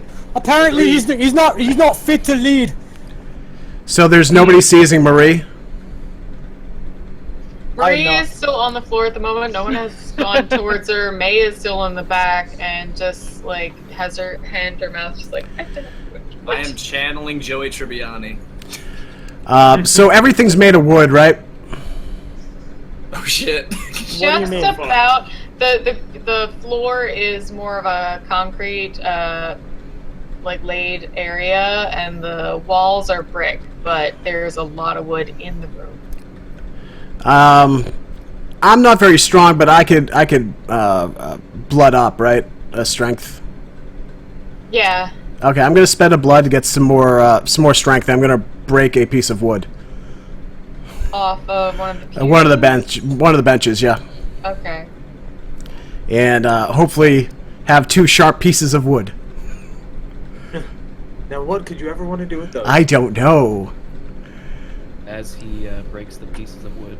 Oh, the kitten shows his fangs. How adorable, Ben. Deckard, are you done here? I mean, like, obviously this is gonna sort itself out. So whatever you want to do, sweetheart. I said. Nadia. I said to leave, Benedict. You're the one that wants to stay here. Just wanted to see what happened next. Obviously, they got it all in control. They have the Prince of Fools now, wearing his dunce cap on a throne of lies. Let's leave. Nadia, you want anything else to do with this business? I think Deckard should stay. I think Benedict should stay. I mean, Benedict, yeah. Are you guys gonna speak that out loud? The Nosferatu Primogen. I need to stay to see what happens to know. Technically is refuse the position title, but There is no Nosferatu provision. You gotta say it out loud. Benedict, I would appreciate your attendance here. This does concern you. And I'm gonna stride up to right up to Declan, who's being held by David. Yes, it was David. Oh no, David's just off on a side now. Or no, he is Declan. He sees Declan, yeah. Oh, I thought you said Deckard. Sorry. I'm sorry, Declan. And I'm gonna stake him. Oi! Wait, can I interrupt him because I mean, okay, yeah. I'm taking a few seconds to get up there, so. All right. Hey, don't fucking kill him outright. We still have a lot of questions. Nobody was in favor of killing Avery when we had a few fucking questions, you know what I mean? Let's not all get ahead of ourselves. There's been already a lot of bloodshed, you know what I mean? And I don't want to see much more of it. But we should find out what the fuck is going on.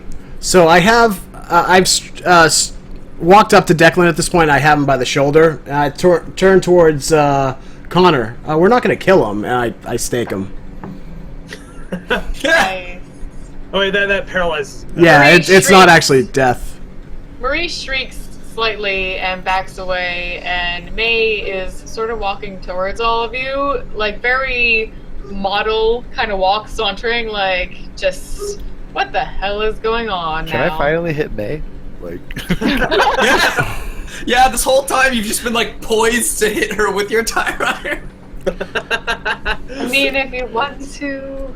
I mean, I do. It's you really do want to? Okay. Definitely. All right. I feel like he did a while ago. I'm going to order David to seize Marie the same way. All right. So David holds onto Declan by one arm, and he's being kind of zombie-ish anyway, so he's got a good hold of him, and he does manage to grab Marie's other arm and pulls them sort of together, keeps one strong grip on each of them, and they're just kind of coming along easily. They just look defeated. May is heading towards the group, looking just incredulous, just, this, finally we can get all of this sorted. I'm just so tired.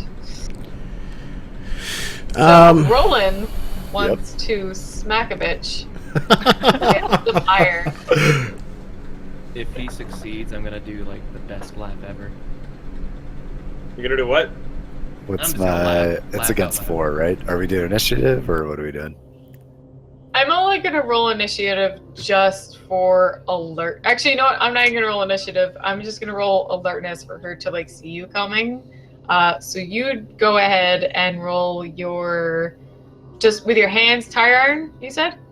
Yeah, it's tiring. So Dex and melee against 6, and she's just gonna roll perception to be ready.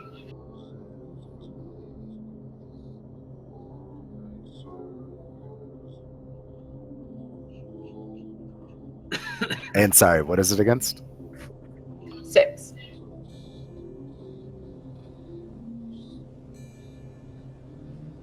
Jesus. All right, you got 4 against her too. Should I roll my other 2 for the 2 10s? Yes. The exploring. Lord. 5 against 2. Oh, Nice. Anthony's very conflicted about this. That's So awesome. you got Everyone's- 5 against her 2 perception for something to happen around her. I'm just going to say, depending on what kind of damage you want to inflict, we can work that out. But you definitely get a good hit on her. Oh, it's damage. Like straight to the mouth. Damage. Like no more pretty damage. That's awesome. Okay. How we beat Yeah, you. with the sharp part of the tire iron, I hope.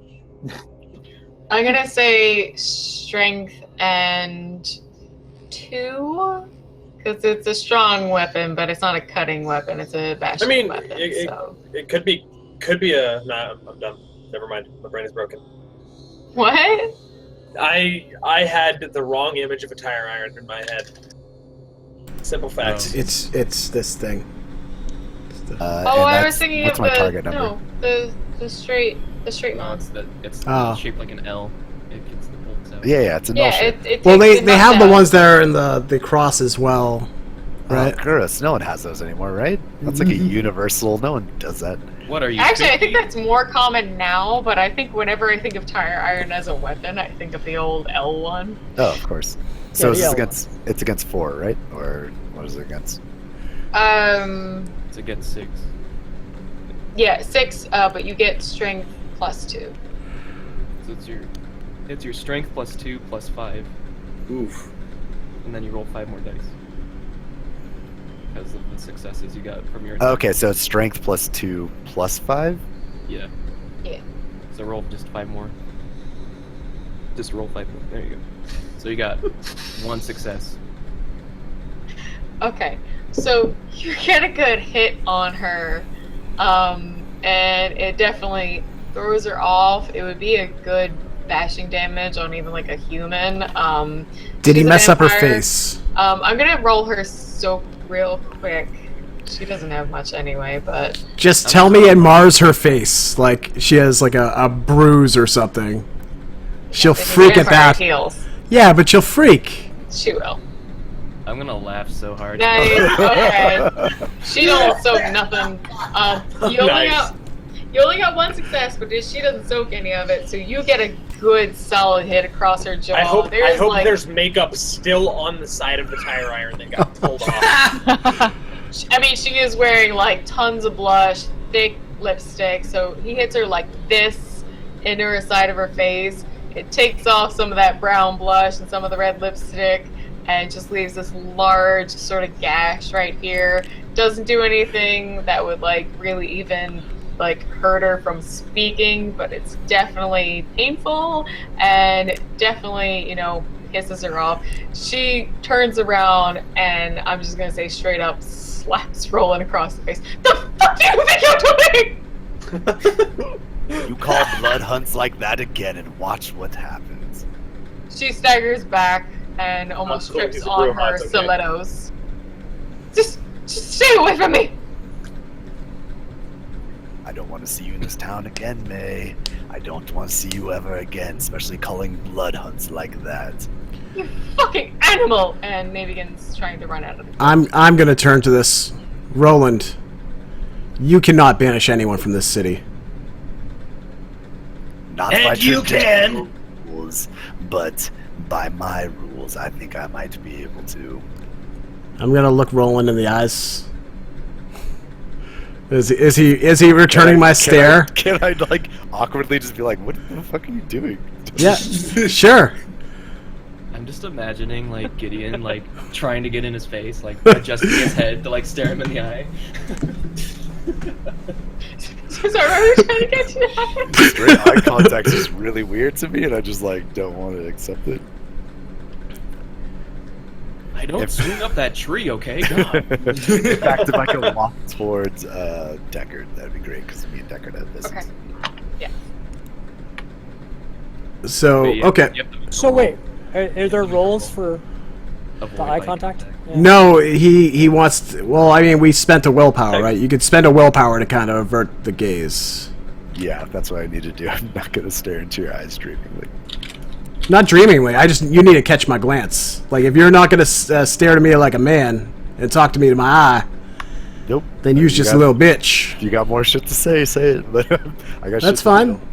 You can walk out, but I already said my piece. You are not calling any exiles in this city. Oh, I mean, it wasn't even really an exile. It's mostly. If I see you again, It was so like you're a a threat. He didn't say don't, Okay. He didn't say don't be in the city. He said I don't want to see you in this city. Okay. So at this point, David has. Wait, am I taking somebody's spot here? Has David put Marie up in the middle of the room yet? David has Declan and Marie by the arm, and both of them just seem completely defeated. They're just sort of allowing him Declan's to. staked. Yeah, Declan is torpor. Oh yeah. Actually, so yeah, he wouldn't even be able to move if he'd be a dead fourth. So at this point, he has Marie by the arm, standing nearby Declan. We have Benedict still leaning kind of against the side of the door, just watching everything. And I think everybody else is gathered round about. May ran off. She, as far as any of you guess, is gone. Because no one's. She's just running. We want to stop her. I need to take a vote. Yeah, she gone. She gone. She gone. All right. Well, then she abstains if she's not here. Well, no, there is still a Toreador representative here. Ah, fuck. So I'm gonna walk up to David and I'm gonna stake Marie. Feels bad, man. Really liked you. Really liked you. Can't pop those suckers. They're probably fake. It's a lot of money. Woo! And what are you doing? I'm staking Marie. I'm gonna Just bring them both to the middle of the floor, the judge's table there, Okay. and I'm gonna address the people here. So we all have witness of the events that transpired tonight. I want to thank Deckard for exposing the truth of these matters. I just want to say I'm very disappointed in all of you. I told you from the beginning that this was going to happen. I told you he was a puppet prince, but you're the king of fools who has to play his little games and spin your little spider webs. Well, be that as it may, Deckard, the game had to be played. You can't just make unfounded accusations. But I do want to personally thank you. And you were correct, and we thank you for that. Benedict's still in attendance? Yep. So, it seems that the Sabbat have had their run of the city for the last night. I want to invite you all to help me to rebuild this city. He sort of just smiles, like this weird smile. Yeah, whatever you want, Sonny. Benedict, I would like you to formally take the role of Primogen.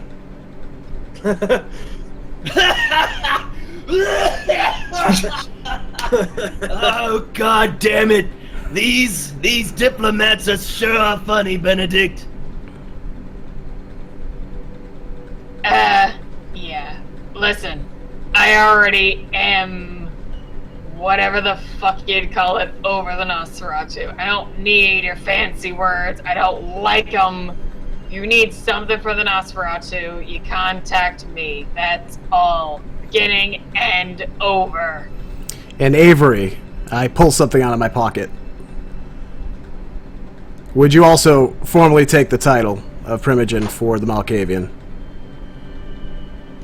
Avery is very What do you shaken. know about this? I don't think this whole idea is a good idea. I think I see what's happening here. and I don't know if it's a good idea. Like, where are you from? You're not from Philadelphia. What about Benedict? He's been from Philadelphia for a long time. For longer than any of us. Whatever. A title here. Not really, but whatever. I mean, been around these parts for a while. I'm still looking at Avery and proffering his silk wrapped I'm treat. just saying. I mean, not that I don't like you, Gideon. I think you're a fantastic fella. But, I don't know. This all seems so sudden. I'm ignoring Conor at this moment and still waiting for Avery's response. I'm speaking loud. You are, as usual. Typical. So, Avery is still very shaken and sort of standing behind Albert, but he actually moves almost a little surprisingly quickly towards you and takes the item out of your hand and pockets it quickly. Yes, that would be fine. So that handles the Malkavian and the Nosferatu. The Toreador Primogen. I mean, what can be said? We need a representative of the Toreador for tonight. Anthony, would you be willing to vote for in her stead? Anthony looks up from cleaning his knives. Sure. And I nod to Albert. So we need to figure out what we do with these traitors. We have them staked. We have irrefutable evidence, but I will not be the sole judge here. This is not my city. You can just as kill Conor them. has it. We could. And I believe that's the decision we're making as a city right now. I guess the question is how much were they manipulated, and if we were to execute them, would it be lack of loyalty to the Camarilla or lack of strength in asserting their position against the La Sombra? To be fair, I'm not 100% on this. I know there are spells that could determine the truth of it, but I believe they were bonded, and there's not much one can do against that. Well, if they were bonded, then their allegiance has been pledged to the Sabbat, Yes. and they're too far gone. So I think that should be in the forefront of your mind. And actually, I forgot about David, because David has no friggin' voice. And Roland is obviously not Camarilla. What? So All I did was hit May in the face. You don't know that. No, you're clearly independent, if anything. Yeah. At best. So I mean, At best. so I'm also aiming a lot of these questions to David as well, assuming he's going to take leadership of the Bruja, or at least their vote. David nods at you and says, I'm sorry, I believed I was still working for the Camarilla as far as I understood. And no one is doubting that. He sort of squeezes Maria's arm, even though she's dead and the water is on the floor. I would like to make amends. I didn't know this was going on. It is fine, David, but we need your opinion on the matter.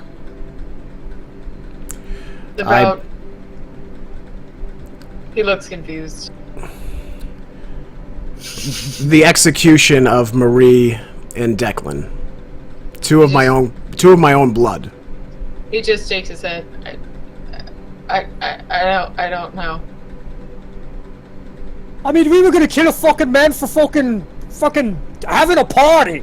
Like, what the fuck? So these guys fucking in league with the Sabbat, trying to fucking overthrow the fucking city, trying to fucking put everything in disrepair. I mean, this is the real evil. This is not Avery fucking making a stupid, fucking Tory blow him. David starts nodding his head, but also is very much eyes glazed, staring off. Yes, Declan, yes, for of sure, course, we of can course. verify. But what about the pretty lady? Marie fell over in the same sort of grief that that Declan had and has been, what's the word? Implicit the entire way with whatever Declan wanted. There's no way that she wasn't involved. I would agree personally. Does that mean we're blood-bonded, Benedict? Sorry, I didn't hear you, Revolver. What?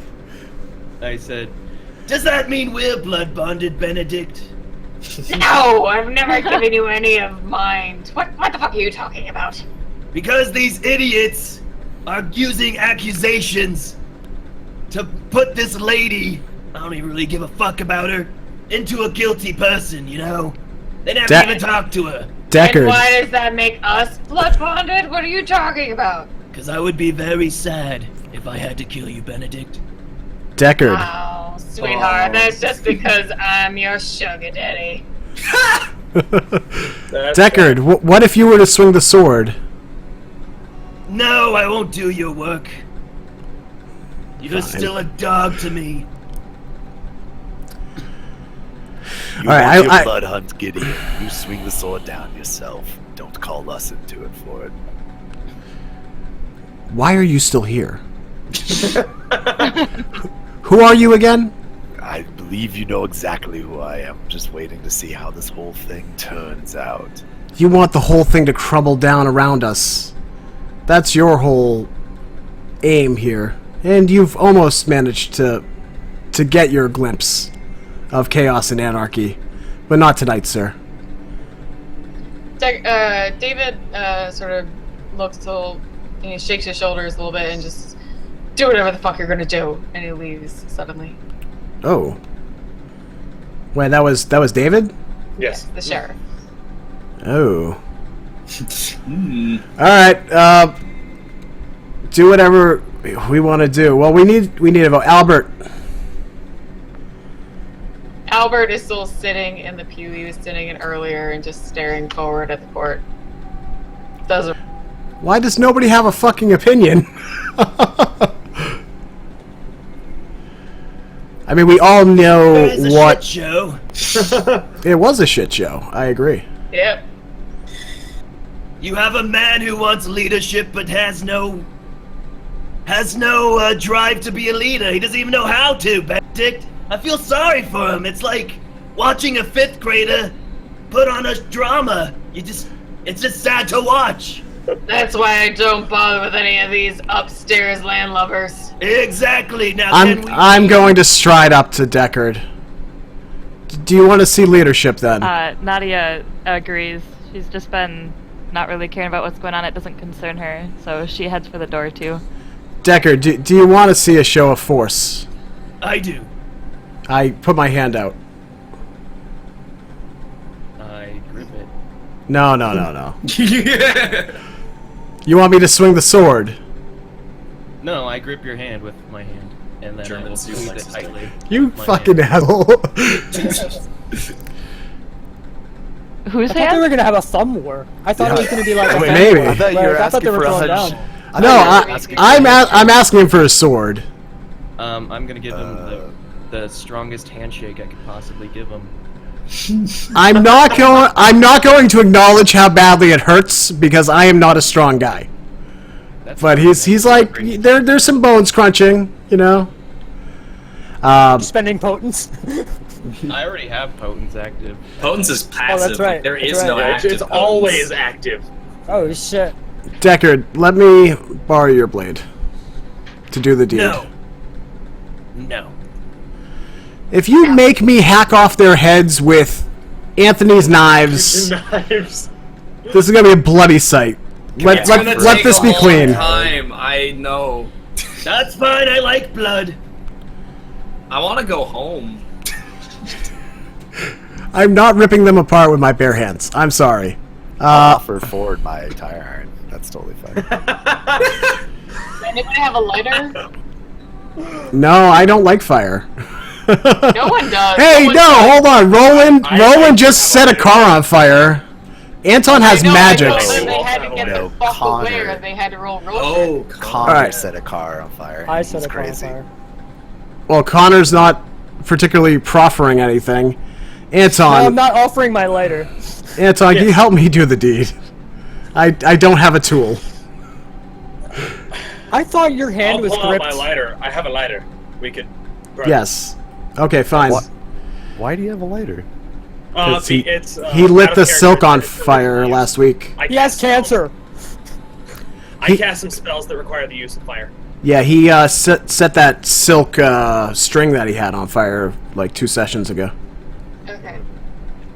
All right, so let's just burn the court down. I'll turn around because I don't want to see any more pretty people die.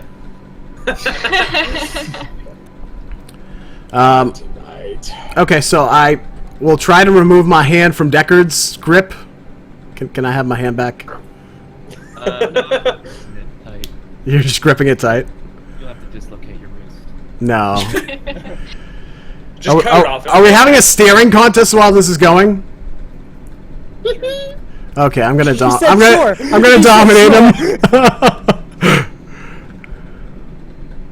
him. And I'm gonna roll some dice and tell him to submit. 7 willpower. 7 willpower. You haven't spent any tonight. I don't. No, that's permanent. Temporaries. Oh, the command. You're right. So it's 7. Yeah. I will spend a willpower. Okay. I got 2 because I spent the willpower. No, willpower is one Yeah, auto you can't like success roll or and roll. willpower. Yeah. It's one of them. Oh, I thought it was 1 added to the roll. No, the idea is because spending 1 willpower gives you 1 marginal success, or Okay. you chance possibly getting fails. That's the idea. Okay, so I rolled 1. Okay. Okay, Same result either way. I'm just submit. I guess I'll let go. Okay. If I have to, I don't know.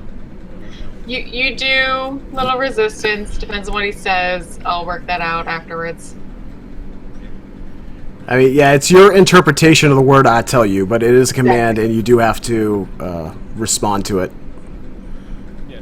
So you just let go. You just said desist. No, I said, what did I say? Submit.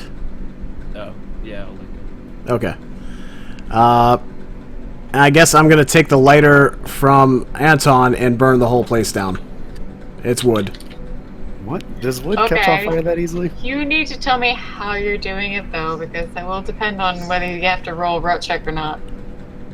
Well, if he's getting ready to set the place on fire, I want to leave. Yeah, There's meeting adjourned, and I'm going to set the rug on fire so the rest of the place goes.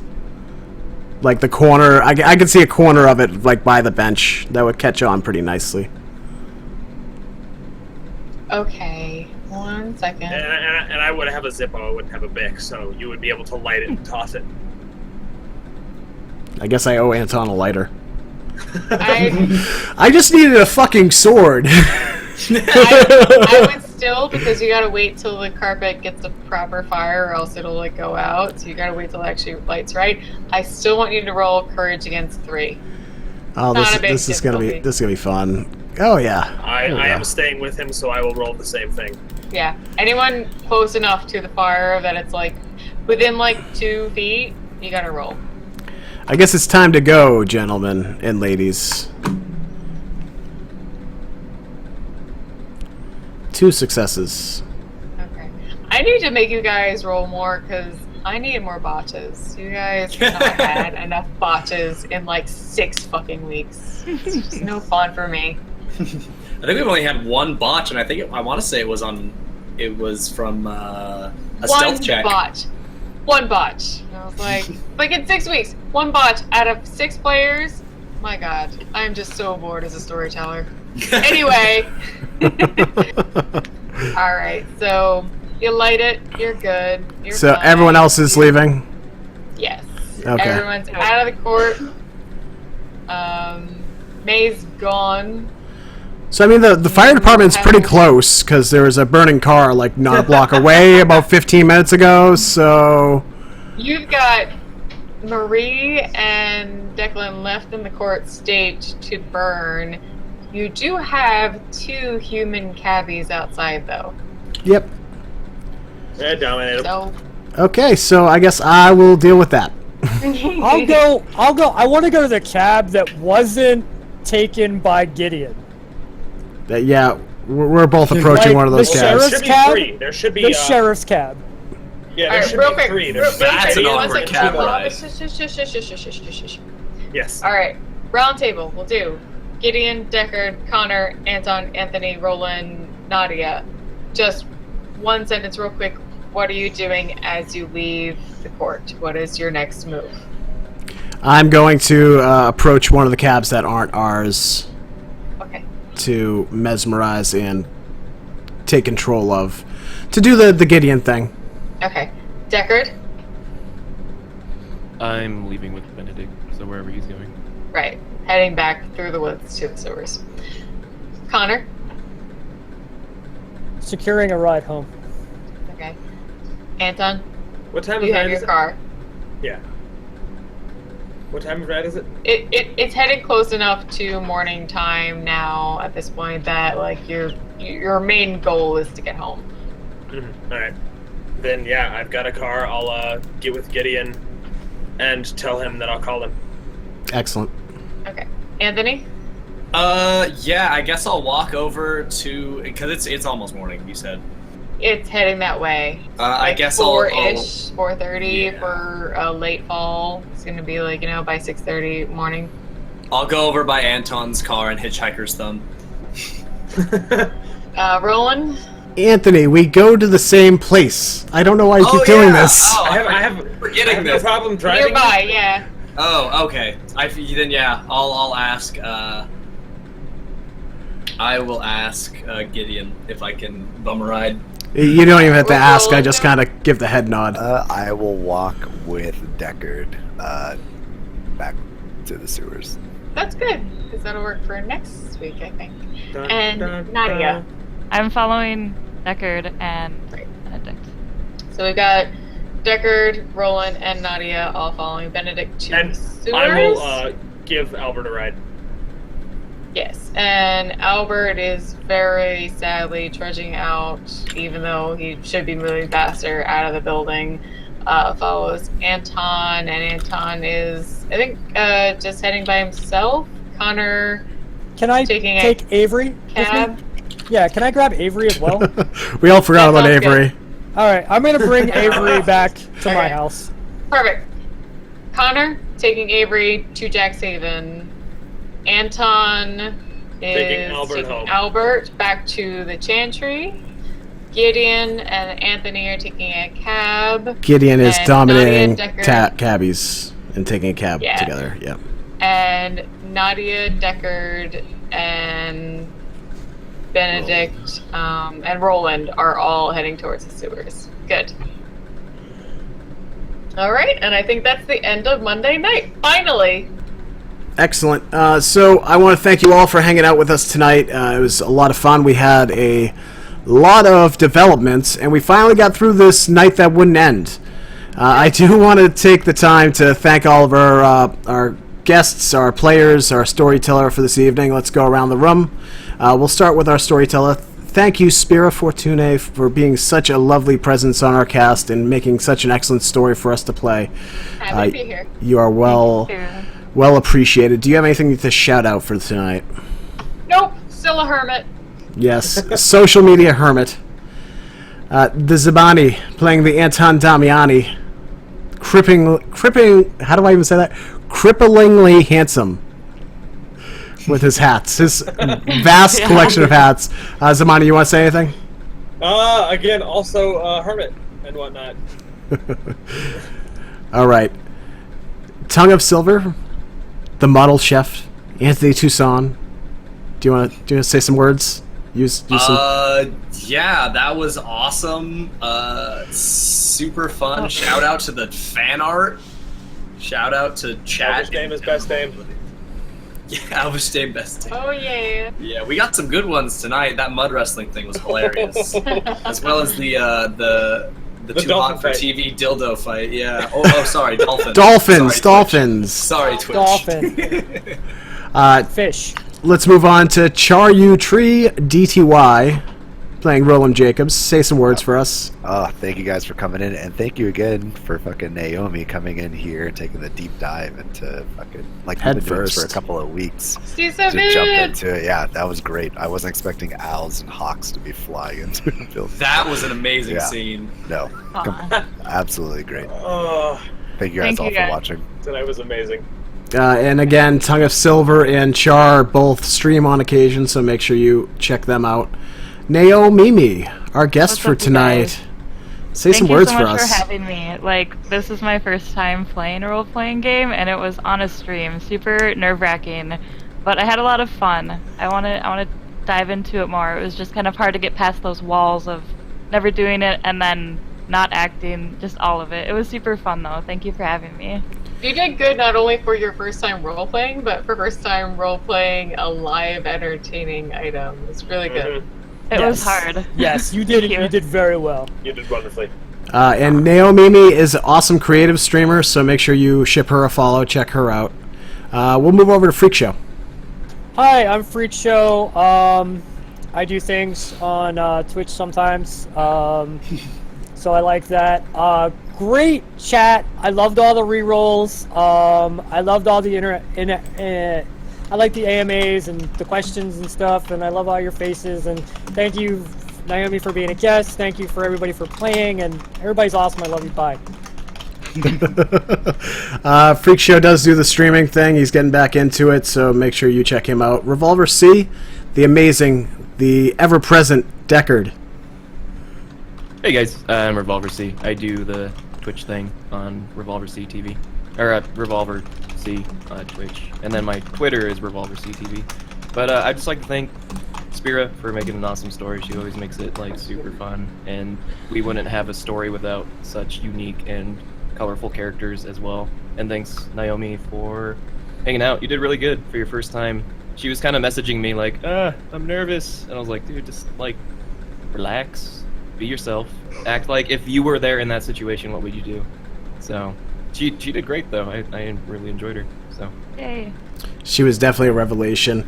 And again, Revolver C does do all the things, so get him on the social medias, get him on the Twitch. He's a daily Twitch streamer, full-time, great guy.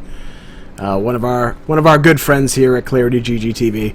And speaking of which, I am ClarityGGTV. I am the host. This is the channel you're tuned into. You know who I am. Make sure you hit the follow button. Come back and see us next Tuesday. Yeah, so thanks so much for tuning in, guys. Much love to you all. If you're interested in playing any games, make sure you hop in our Discord. We are moving to some more tabletop content, and we do have guest spots if you are in love with Vampire. So we will see you next week. Bye. Bye. Hiya. Bye bye. Bye bye. See you guys.